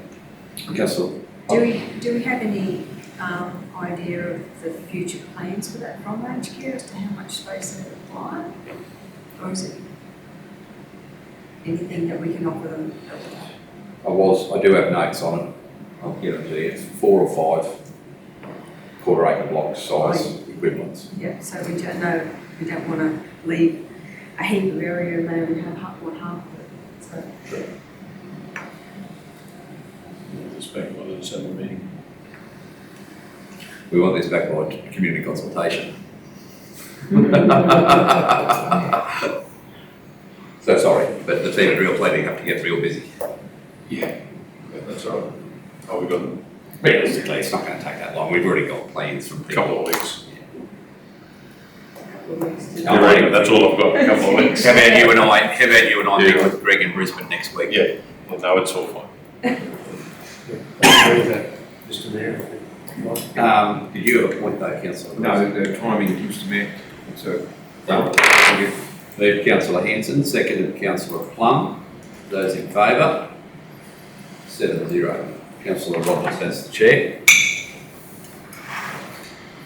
So we'll move on to agenda item 361, the Mayor's information report. So we talked to the information report, please. I've got a mover for that. Councillor Gleeson and Councillor Hanson second. Is that all those in favour? 7-0. Does anyone have any questions or Mr. I'm here if anyone has questions. Yeah. Anyone have any? Councillor Plum? Through you, Deputy Mayor, what's the story on the application for Medicare for the pharmacy? So each community up to a certain size is automatically entitled to a federal government Medicare subsidy for a pharmacy. To have more than one until you exceed the population threshold. It's like Woolworths or Bunnings. You only get one until you're so big, and then you get another one, and then, you know. Really bad analogy actually, because if you had a Woolworths, you're entitled to 2, that's the threshold. But anyway, so this is the second application from John for that. It's the second time I've supported it. But they're almost never green. So, I can't think of that ever been granted. so this is allowing him to have a pharmacy here in Arama, or just a pharmacy in Arama? It's not, this application is not related to anything to do with Aramat. To the best of my understanding, anecdotally, I don't believe there is a pharmacy operational currently in Aramat. Sorry? I don't believe the Aramat pharmacy is currently operational, is that right? No, it's operational. It is, okay. Back up again, right. But yes, no, this application is purely for Buckle. For a second pharmacy in Buckle. Jenny? No, I don't have any questions. No. I'm just waiting for my computer to come back up. It's just had an interruption. Are there any other questions for Councillor Dillon?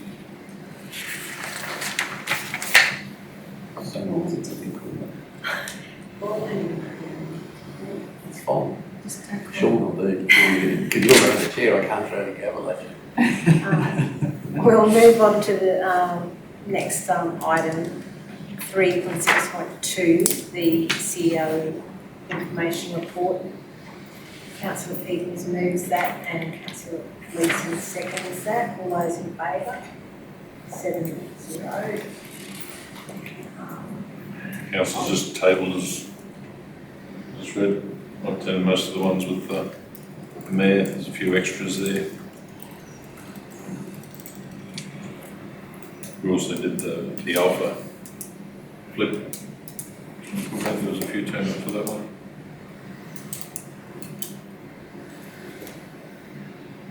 Shall we just take questions? Are there any questions for Shane?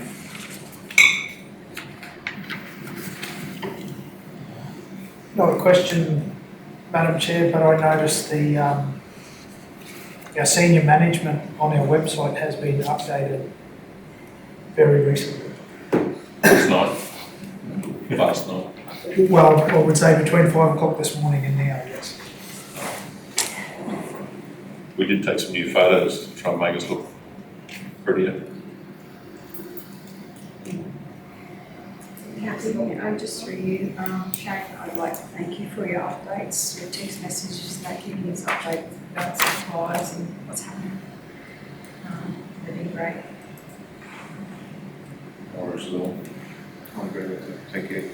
Those little text messages here and there are helpful, thank you.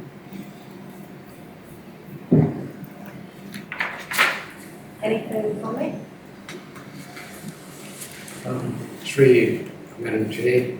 Probably just something for Shane to make me think about is this council's in a far better position now than it ever has been since we've been here. And I think partly that might rely on the actual ground staff out there doing the work. Maybe you can just convey some thanks to them for all their good hard work, because without them, they need us. So yeah. I concur that we're lucky we've got a good bunch of guys out there, ladies and gents that work very hard and there's a lot of pride in what they do. And it's reflected in how the towns are presented as well.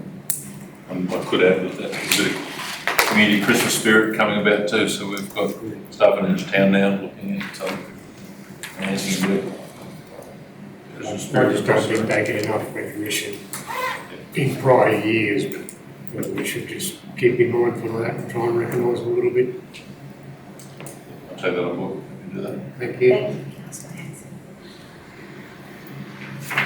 Moving on to item 3.6.3. Do I have a mover for that? Councillor Peebles and Councillor Leeson seconds that. All those in favour? 7-0. Kerry, would you like to speak to that, to your report?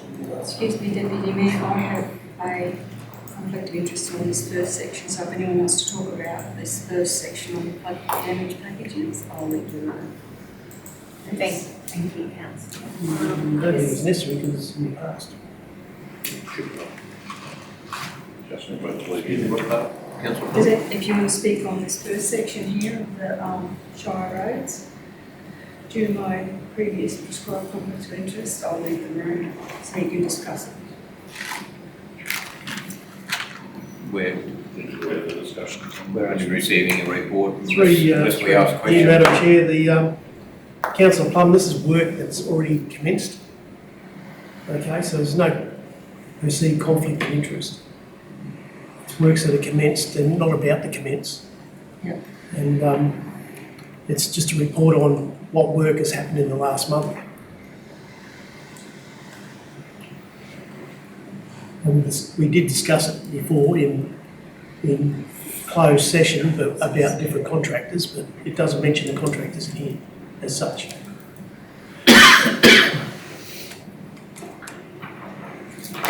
So it's as written, you know, in different sections throughout the report. If anybody has any questions, I'm open to answer those questions. Does anyone have any questions for Kerry or comments?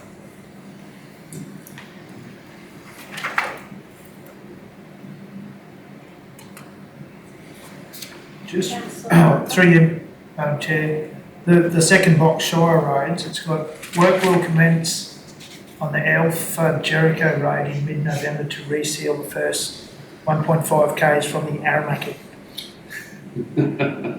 I think that'd be. Yeah. Sorry, it's Sorry, supposed to be the Aramac Jericho Road. That was my error. Yeah, I just wasn't sure whether it was that or it was from the Alpha or the Jericho. No. All good. My job to say Shire Quite Road, close. so it wouldn't be Alpha Jericho. Thank you. And just on that, if we go into continued, we go back into the hot weather again, that seal will not happen. Okay, because I won't have staff resealing roads when the ambient temperature or the actual surface temperature of a road is above 35 degrees C, because you don't get a lasting seal. You just have to go back and do it again, or you have to put more stone on it to stop it bleeding. It's a bad practice, and I've pulled a couple of the road crews up there who are carrying out bad practices. Kerry, is there any other questions for Kerry? Councillor Gleeson, yes. Got to the bottom again. I could just ask Kerry, the Aramac landfill, are those experiencing several fires? Is that because of was that some of that due to the storm activity, or is there becoming a problem No, there? we think we've got a bit of a fire bug up there who keeps lighting fires. And we Is there a fire break around that, fire break? yes, there is. Yeah. Yes.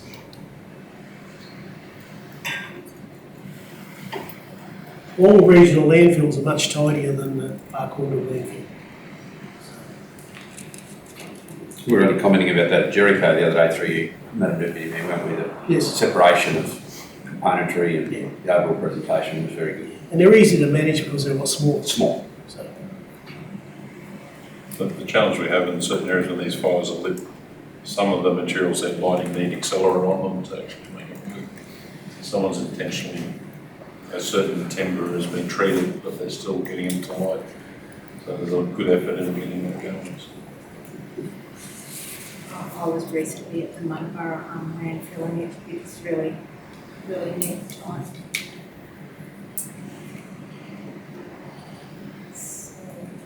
And the Acacia Street ball areas, it's operating well. it's operating No more. very well. We haven't had any further issues.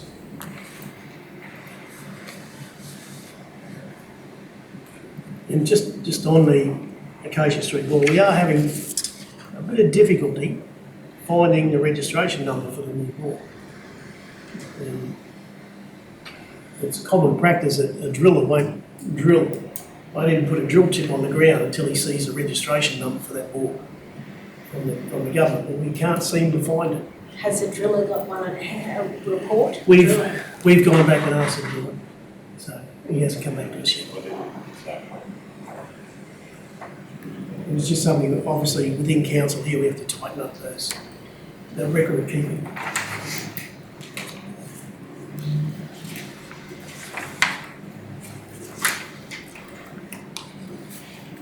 Well, can I just add there, we've got the AI Rackus in our vehicle now, and our staff have been trained, we'll start to use that now as a tool for accuracy assessments. And of course, the council will start to get regular updates and records on our road conditions. Updated like photos on the website. Like, Yeah, a little bit of work to get that uploaded and in front of council, but we're not far off. Has Has anyone else got anything to ask?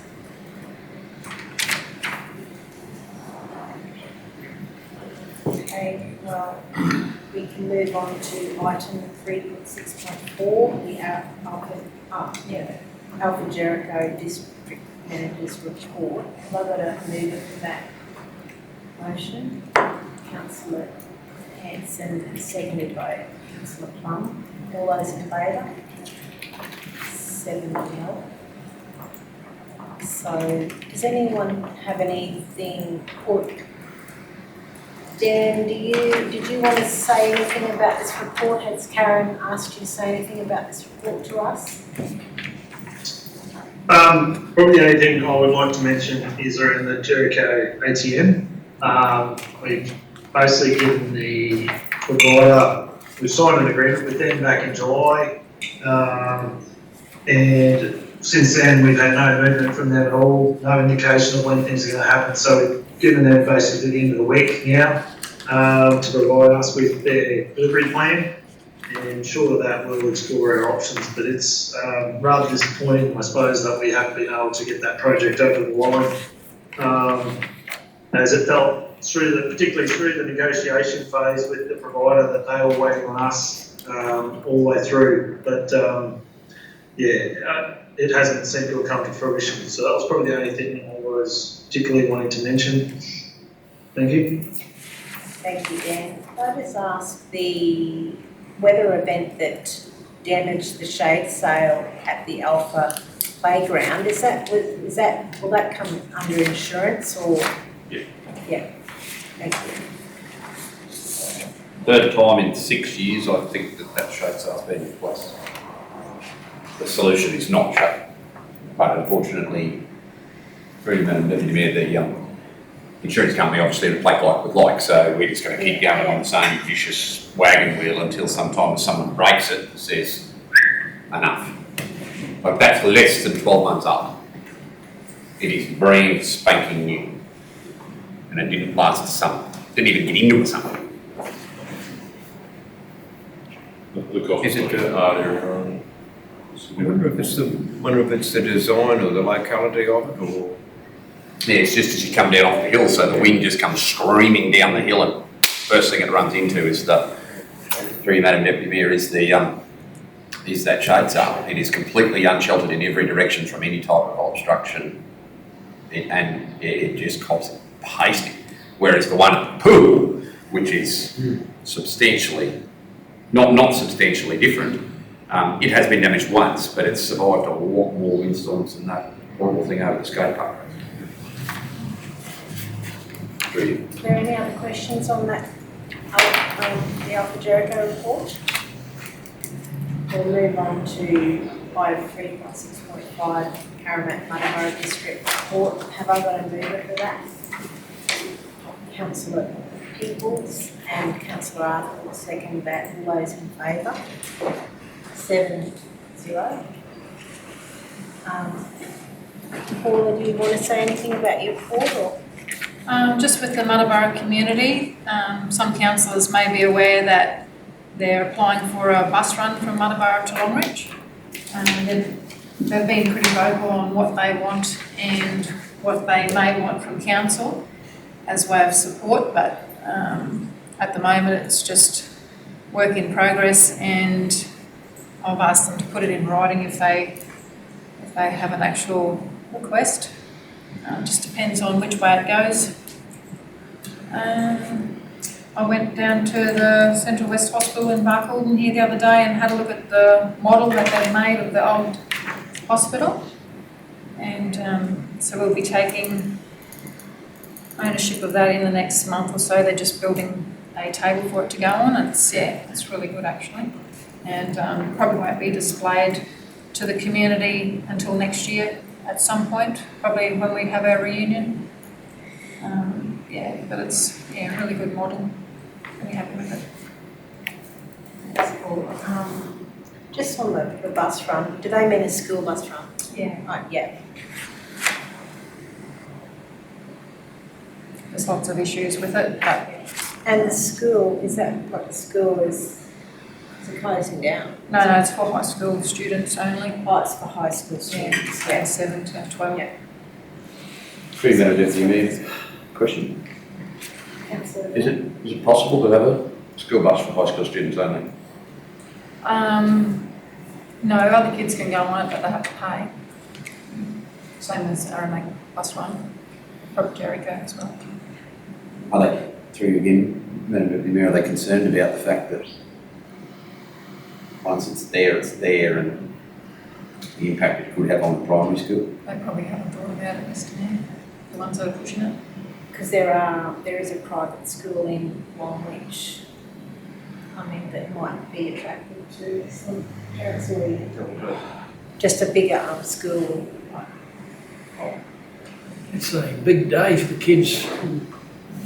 Now, probably, the bus, I don't know, maybe hour and 20, hour and a half down and the same back. I think their other option of maybe, how many kids at school at the moment, Paul?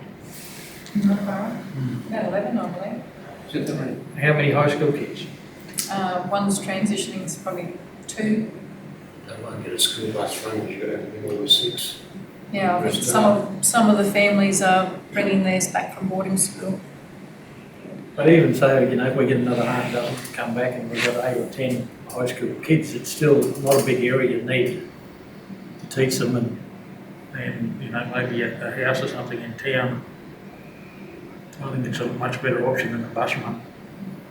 The school being a primary school, but it's allowed, is there any regulation, can a secondary school, can it just start teaching secondary children, or is there any regulation Yeah, they're not allowed to, I believe. They did ask the school if the kids could sit in a classroom at the school, and they were told they can't. Yeah. So that's why they've So sort the of classroom asked. space is separate to the school that they're asking for? Yeah. I thought they. They have 2 or 3 different classrooms for they upstairs. Yeah. So for 11 kids, they've got enough room. Yeah. Yeah. I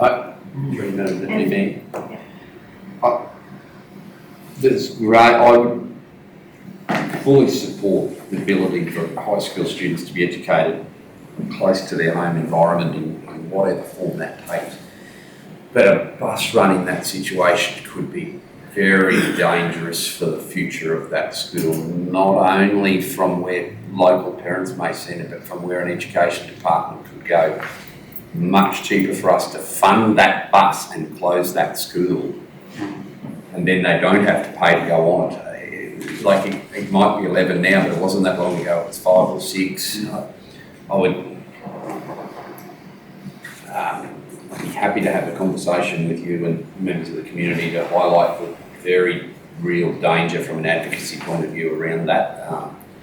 And I'll be upfront that unless council was to resolve otherwise over the next few months, I'd be very hesitant to lend my support as mayor, because I think the implications for the community long term would be dire.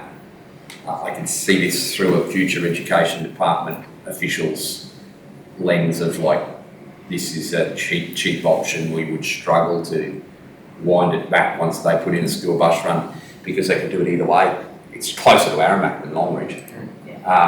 Obviously no 11 and 12, so you've got problems, but it would be I'm horribly scared for them about the impact this could have if the state were to see this as their easy solution.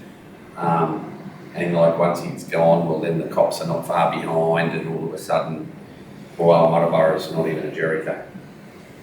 I'm happy for you to have the conversation, Mr Mayor, because they're very, they want this bus run right or wrong, so. Is that something that we can talk to them about in the community consultation? Perhaps privately, because I can see this firing a community up against the community, so I'd be happy to have it quite privately with the people that are exponents of it. But I'd be very hesitant to lend council support without a very clear resolution of support. I couldn't support a discrete community such as Muttaburra providing a school bus access to a community as large as Longreach. It would be fatal within semesters of commencing, would be my concern, because they wouldn't struggle for numbers. There's quite a considerable number of families between Longreach and Muttaburra that would utilise subsidise the bus on the way. Like it could work quite well.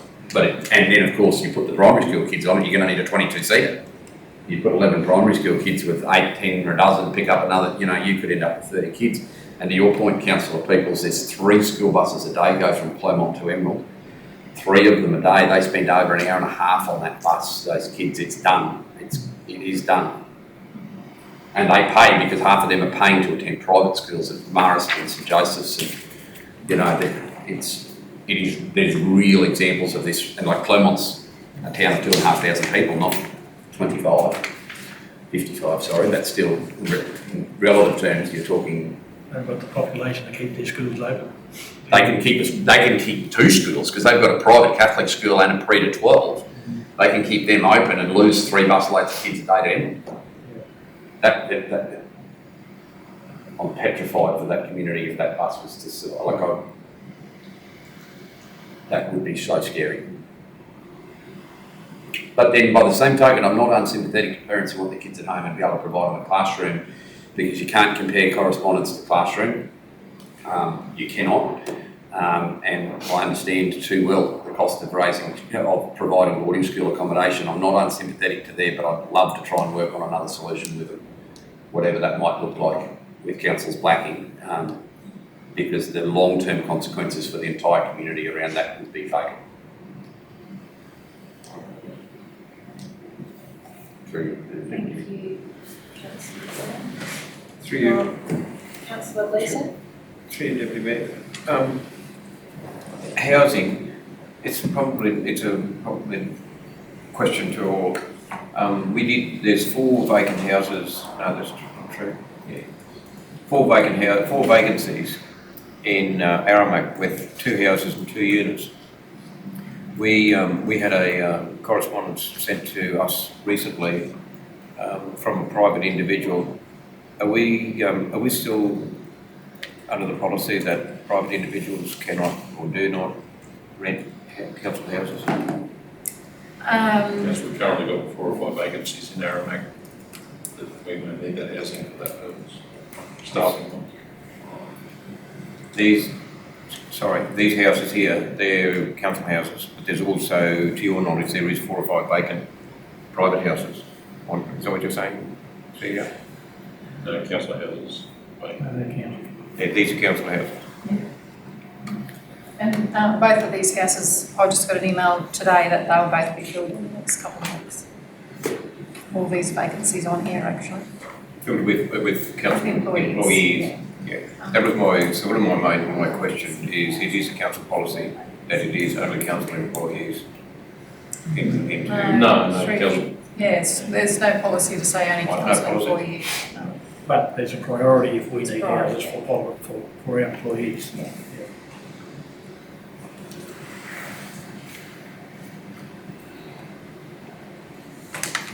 So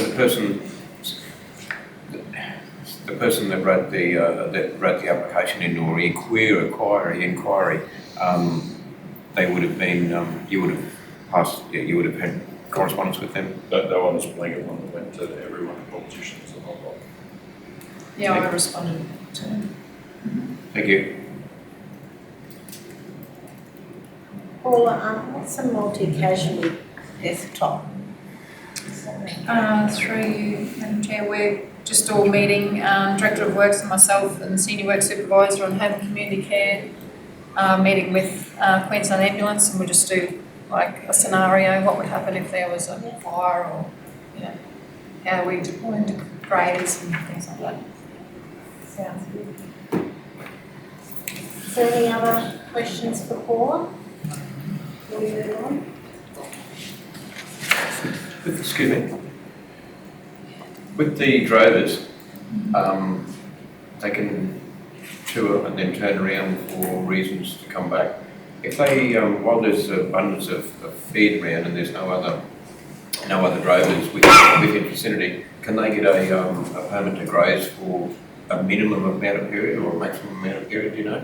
Not particularly, no, I don't think so. They're supposed to continue moving. Yeah. There's no reason that they should stop and get a grazing permit. And it's quite expensive to stop, especially if they've got 1,000 head or something. So that works out quite expensive then if they did want to put up a couple Very of those. expensive, yeah. No, they have to keep moving. Cheaper to sell them. Councillor Leeson, did you say they can turn around and go back? Yeah. Well, that last one did. They are allowed to now, it's being changed. It's been changed, but it used to be, what, 28 days? Yeah. How many Couldn't days go. now? It's a reverse. Well, that's ridiculous, isn't it? It's typical of a lot of changes to the stock. Through Madam Deputy Mayor, it's typical of most of the changes to the stock route reform act, absolutely and utterly ridiculous, and goes nowhere towards preserving the stock route for continuity of access or improving. Just go back and forward. Between one town and the other.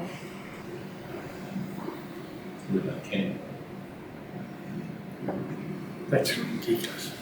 So they could, what you're saying is they could walk back and forwards here until they run out of country. If they can keep applying, and it's up to the RLO or RLO, or up to Pretty much. the district manager. Yeah. We can push it up to the CEO if it continues, yeah.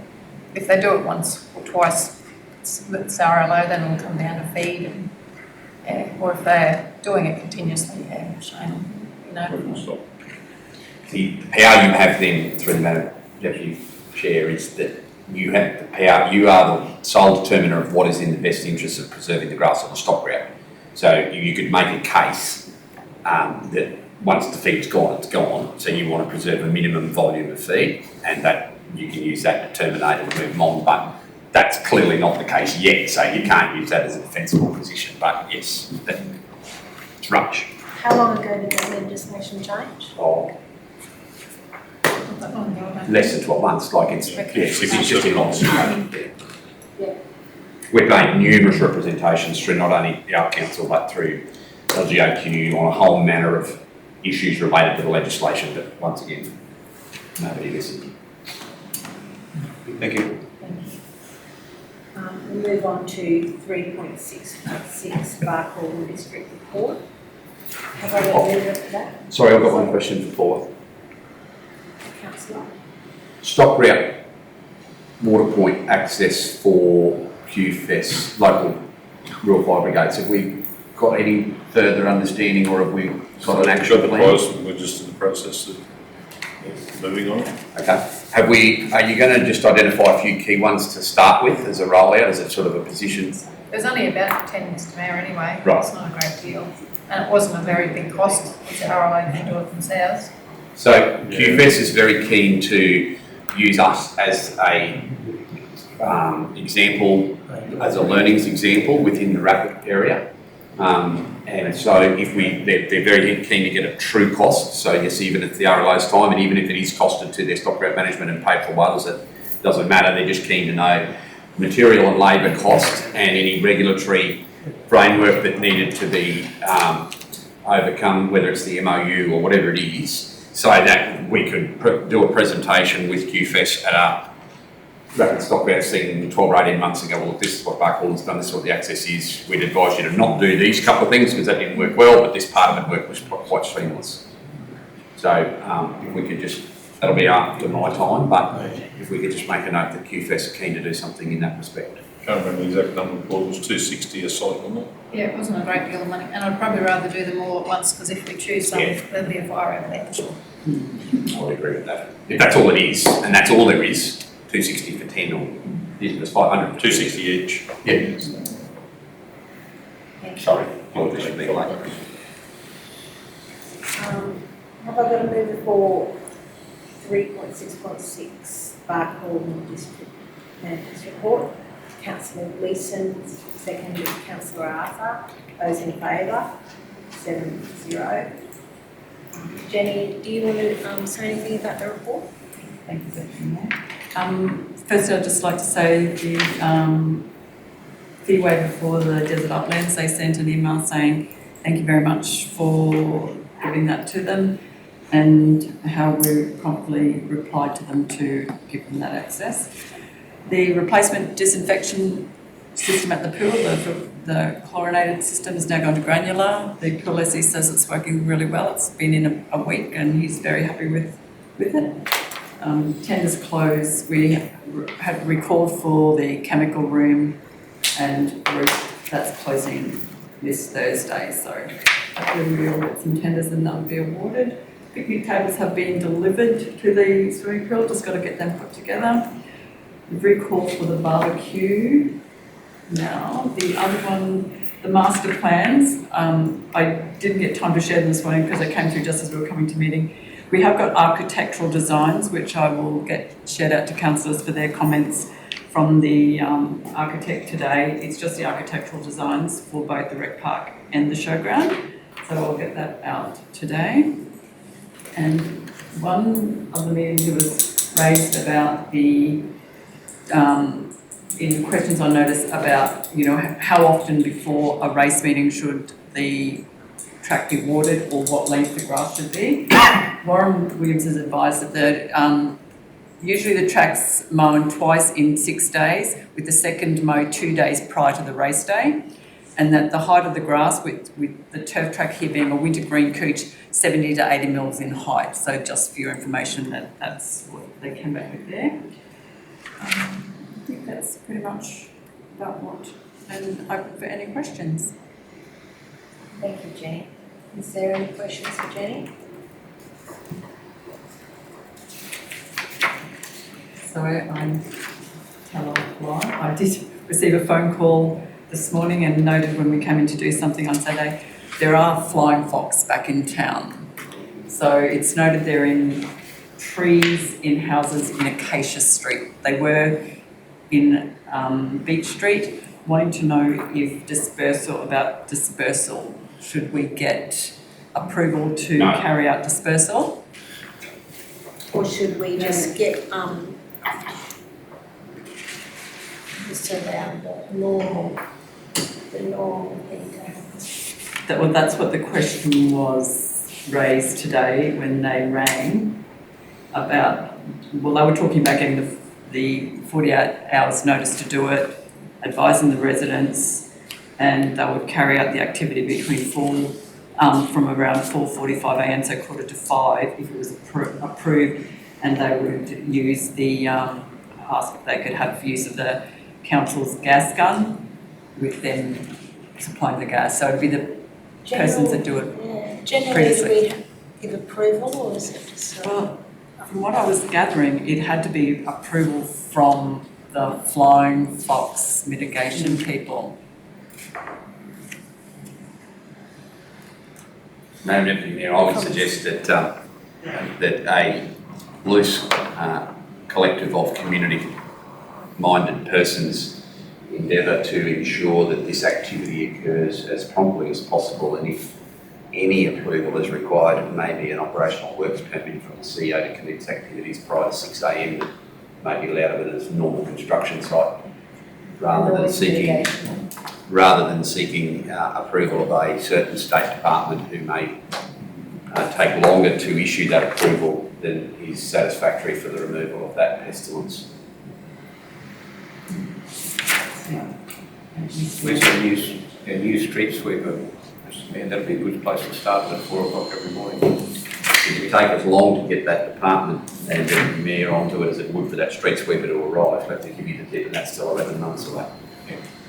And to you, Madam Chair, I would also just like to say, and I know Councillor Hanson raised it earlier, the information that you raised and thanking the staff outside for the great work they do. I would just like it recorded, and I received a compliment from a family member who lost their family member just recently, and they made a special trip into the council office to actually say thank you for the professionalism and the empathy that was afforded to them during the process. And I would they acknowledged all staff that were involved, it is very nice to receive that feedback. And they're acknowledging how difficult it is, not just for them, but how they realise how difficult it must be for the people actually doing that for them. Yeah. I just want to add to that, Jenny, I think that must be something that as a whole we're doing very well, because I've also had personal feedback from family saying that they just really, really appreciated the extra the extra work, like the extra miles that staff go to make sure that they, they feel well looked after in that situation. Thank you. Is there anyone else that wants to ask any questions? Jenny? Just want to say, it's great to know that the master plan got here today because we were asking about that earlier. Can I ask one question, please? Councillor Gleeson? The Sticky Forestina, it wasn't that long ago that nobody really wanted to know anything about it, Jenny. So now our rules land officer, is he mainly concentrating on the Landsborough Highway with the Sticky Forestina, you believe? To you, Madam Chair. He reported that it was a joint effort, so it must have been something they identified at one of their workshops, that it was obviously so much of it, people were concerned because it has been raised that it's not one that they consider requires the same sort of treatment as everything else, but it obviously has become quite prominent on those highways. Yes, it was those just two highways. It's going to be, we've discussed it in many ways in different organisations. It's going to be just as bad as Parthenium, especially in Blackside. And now with droving stock coming through, it's only going to spread more. Interesting to see that Longreach Shire and Barker Shire are having some attempt on that road, on that corridor. Again. Have you got a question? I'll state. Councillor?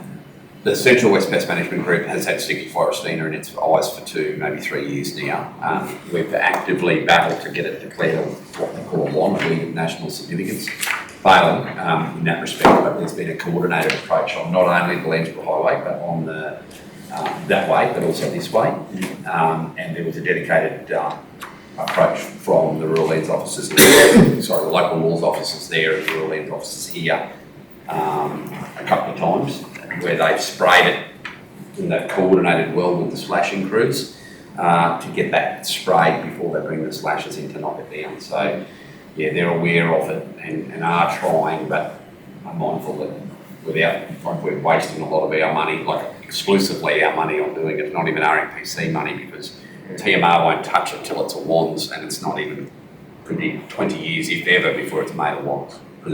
Native, see? If you try and get a native weed declared a wands, you battle it big time. So, item number 3.6.7, the project progress report. I've got a mover to see that report. Councillor Peters and Councillor Plum seconds that. All those in favour? 7-0. Is Dan, are you going to speak about this report? I think most of the info we've touched on today with a number of the major projects. We just wanted to note that there has been some sales of a number of the, plan items carried forward from last year. So while the new item has arrived, the loader and one of the mowers has also been sold in November. So that sort of starts to round out some of those projects and claws back some of that 502,000 that's currently showing as over budget. Also, point of note is in the 24 capital works program, the workshop tyre cage, safety cage for Aramac has arrived. Also, the workshop presses for Barcaldine and Aramac as well have been arrived and are in use. LRCIP 4 project allocations have now been approved, so progress on those projects can commence. So that is seeing some funding, some money for things like we're looking to get the cross-loading facility out quite quickly, and also some of the floodway upgrades was a couple of the other, and Starlands Road were the major projects in that program. And I think, and I missed the Booker Street footpath. They were looking to get started before Christmas, but I'm not sure whether that's still the case. Paul can jump in if there's any particular about that one? No, I did ask them the other day through you, Mr Mayor, if they were going to start, but they said it was too hot, and I said, it's the contractors doing it, so just do it. But anyway, I don't think they're going to start. Okay. Yeah, can I just ask, What's it? the cross-loading facility, is it, Yes. is it sort of like a pre-made, does it just get brought in like and put together? Is it just pretty simple? Yeah. Yeah, there's a design that will get prefabbed and off-site, and then it's brought in and just the concrete foundations and whatnot are installed and it's put in place, yes. Yeah, thank you. Are there any other any questions or comments for Dan or for anyone?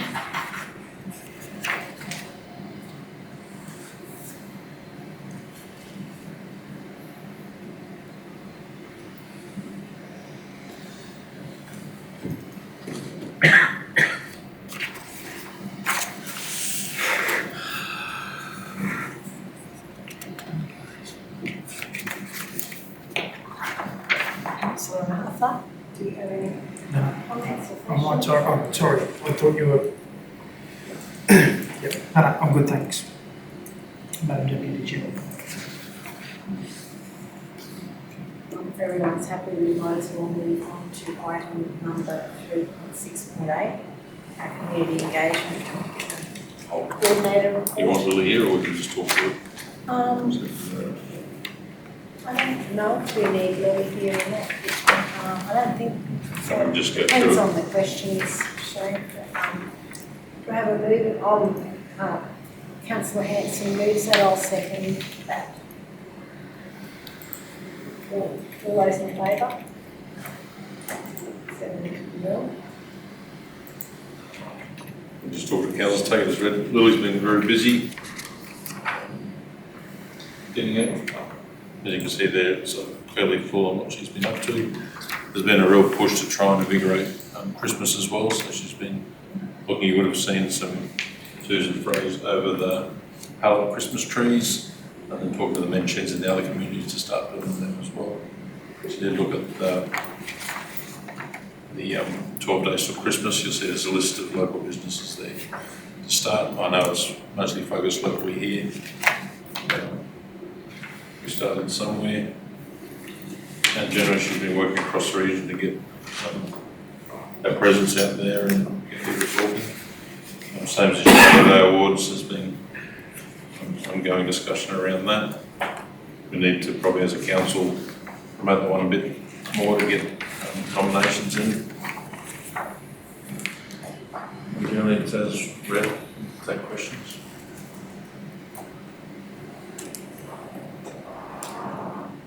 Councillor, women for election, is that supposed to be nominated 27th of November, not 30th? Sorry, I didn't hear you. Women for election. Or is that something else different? What's, The women for election, that's oh, the women for election. That is, what date is it there? 27th. 27th, that's when it is on, I think. Just have a look at my calendar. Not 30th. it's got the 13th in this one, but I think it is the 27th. It's the 27th, yeah, so that, what has the report on it? It's 13th. Yeah, that's incorrect, it's the 27th. And, yeah, I think there's been a little bit of uptake on that workshop recently because it was a bit slow to start with. So council's not running that, that's an independence No. running it, we've just Yeah, provided we're just getting it out. information out there.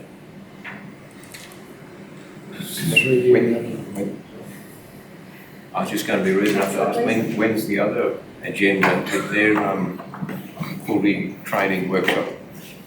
I think, Councillor Gleeson, that they are welcome to come to this if they identify.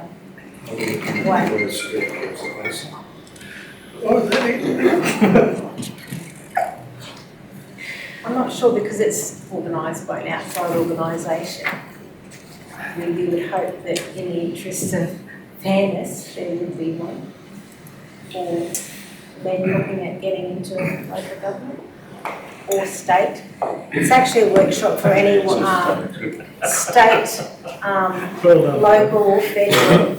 And it's also a workshop for people who want to be want to learn about how to campaign, be a campaign manager. How to run a campaign. Madam Deputy Mayor, I might return to the chair. Councillor Gleeson. There is an identified lack of female representation at a very severe level in both local and state government, and programs like this have been designed and funded to ensure that females don't feel bullied or intimidated out of public service. And whilst it could be viewed as sexist or misogynistic in reverse, that there isn't the same thing. There is training available for all people of all genders by both these not-for-profits, but also I give weight to the fact that I have in my personal life experienced a reticence from some people who would be very good leaders who are female and coming forward because of a perception of an old boys club. I think this community is one that isn't that. We're fortunate for that, but there are certainly a lot of good future leaders who have felt intimidated, and a not-for-profit organisation such as this that runs these do good work in drawing out and capacity building females. So yes, it certainly face value possibly isn't as fair as we might think, but then having talked to a number of potential female candidates in various levels of government, it is a glass ceiling that has been very difficult for a lot of them to break through. So I think it's mindful that we support these initiatives where we can, and if there are people who are not female who need support, well, I'm happy to provide them direction of resources that they can utilise that would be very similar to those that are provided in this training. If I can just add, there will be, say you want to be a councillor, training is available too. So. Okay, questions on notice, please. Sorry, Councillor. Just one more question before you go, Mr. Mayor. The Mayor's Christmas party, the day is Tuesday the 12th, not Wednesday the 12th. And what is actually the plan? I have no idea, because other than having my name on it, I've had my title on it, I've had absolutely nothing to do with it. Yeah, no, it's internal, it's a surprise. There you go. Even to me.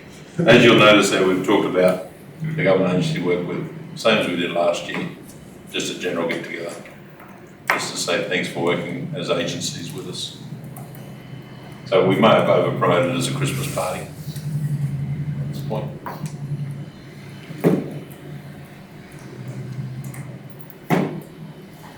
Right, can I have somebody move that the questions on notice from the October meeting be received? Move to Councillor Plum, second to Councillor Gleeson. Those in favour, 7-0, carried. Now, questions on notice. Councillor Peoples. I did have one here somewhere. I'll come back to you, Councillor Gleeson. Mr. Mayor, I should have asked a question in the progress report.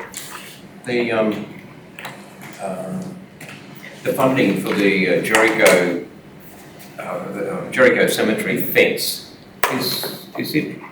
was it carried over, or is it because the machinery operator was going to charge so much? No, so that would be a regional package. There was 3 cemeteries. We actually pulled it back instead of being 1, and then our district managers identified it on a needs basis, and they've allocated that to that project, which is Alpha. So next year, Jericho and the other remaining fencing was Aramac. Is that right, Dan? 2, was there only 2? No, there was 2 projects. So there was the Alpha fence, but also there was the gate at the Barcaldine Cemetery into the RSL. Oh, yes. Return service. So when the job costings came in, that informed the priorities as much as a needs basis did. Is that right, Dan? Yeah, so the budget allowed $50,000 for the program of cemetery fencing across the region. We did have a priority listing when we went and got prices. The prices for the Jericho Cemetery were far in excess of the $50,000.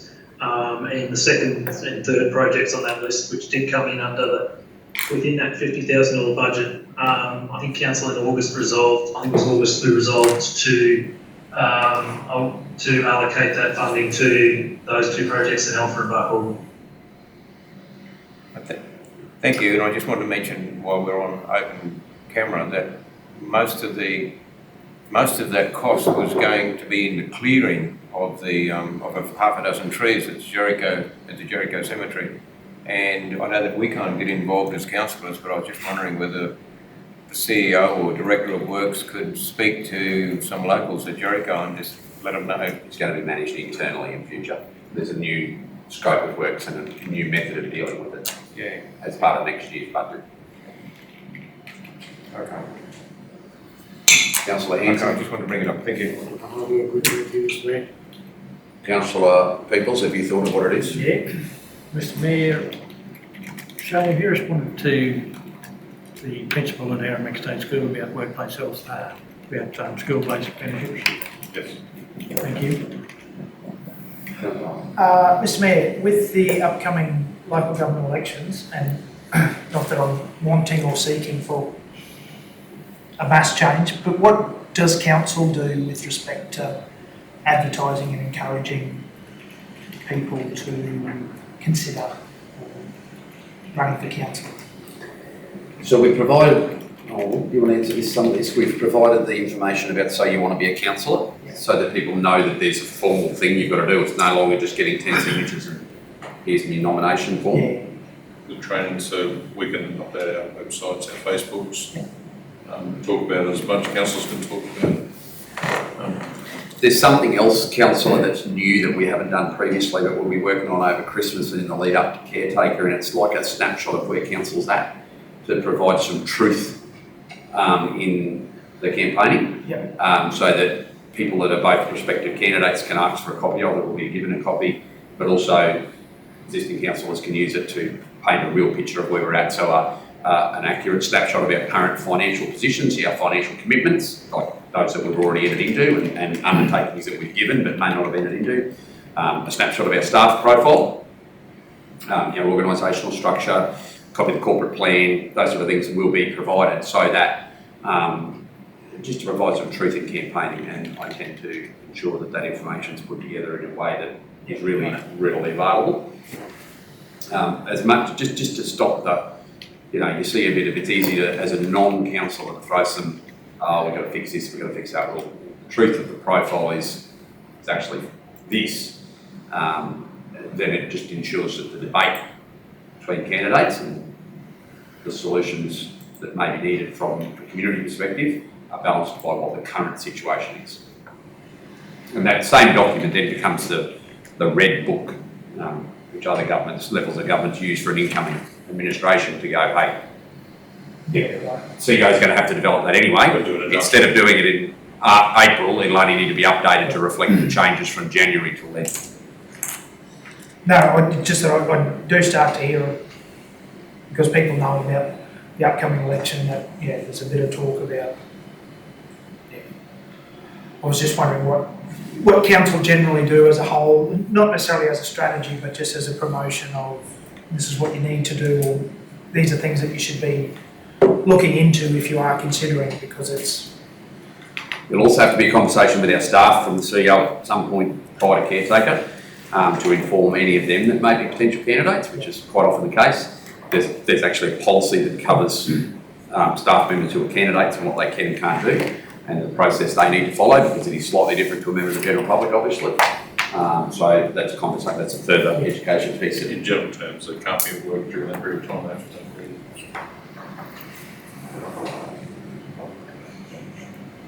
They can't. The campaigning stage of it, they can't be working. There's some time on that. And they can't be an employer. If they get elected, they can't be an employee anymore.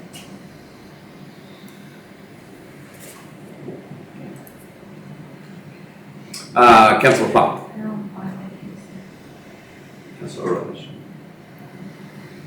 Just, Mr Mayor, we spoke about it yesterday, but the funding for to get women into active activities, if we can just make sure that we have it all ready for the community consultation. There's funding that's available to councils just to get people more active.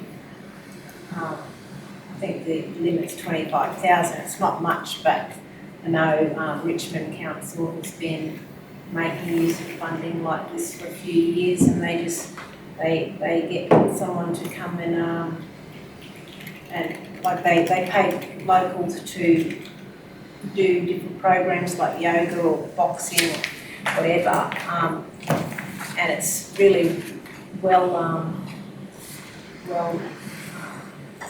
visited by the locals there, and I think it'd be great if we could do something similar. It might not be for the same thing, but because it doesn't have to be just employing someone to do a program. It can be for equipment, it can be for getting an expert in to do some sports or, anything like that. But we were trying to work out what we should do yesterday, and I think, Councillor Dillon said would be good to take it to the community and get their ideas on what they want. But 25,000, we've got 5 towns, 5,000 for each town. Or that might not be the way the community wants to go either, so. Okay, thank you. Councillors, if there's no more, declare the meeting closed, 3:51 p.m. Right, the time is late and we still have a couple. Excuse me, Councillor Dillon. That's what we're going to ask for. Is there a gym in Marlborough? No. They've got the outside equipment. Just the outside.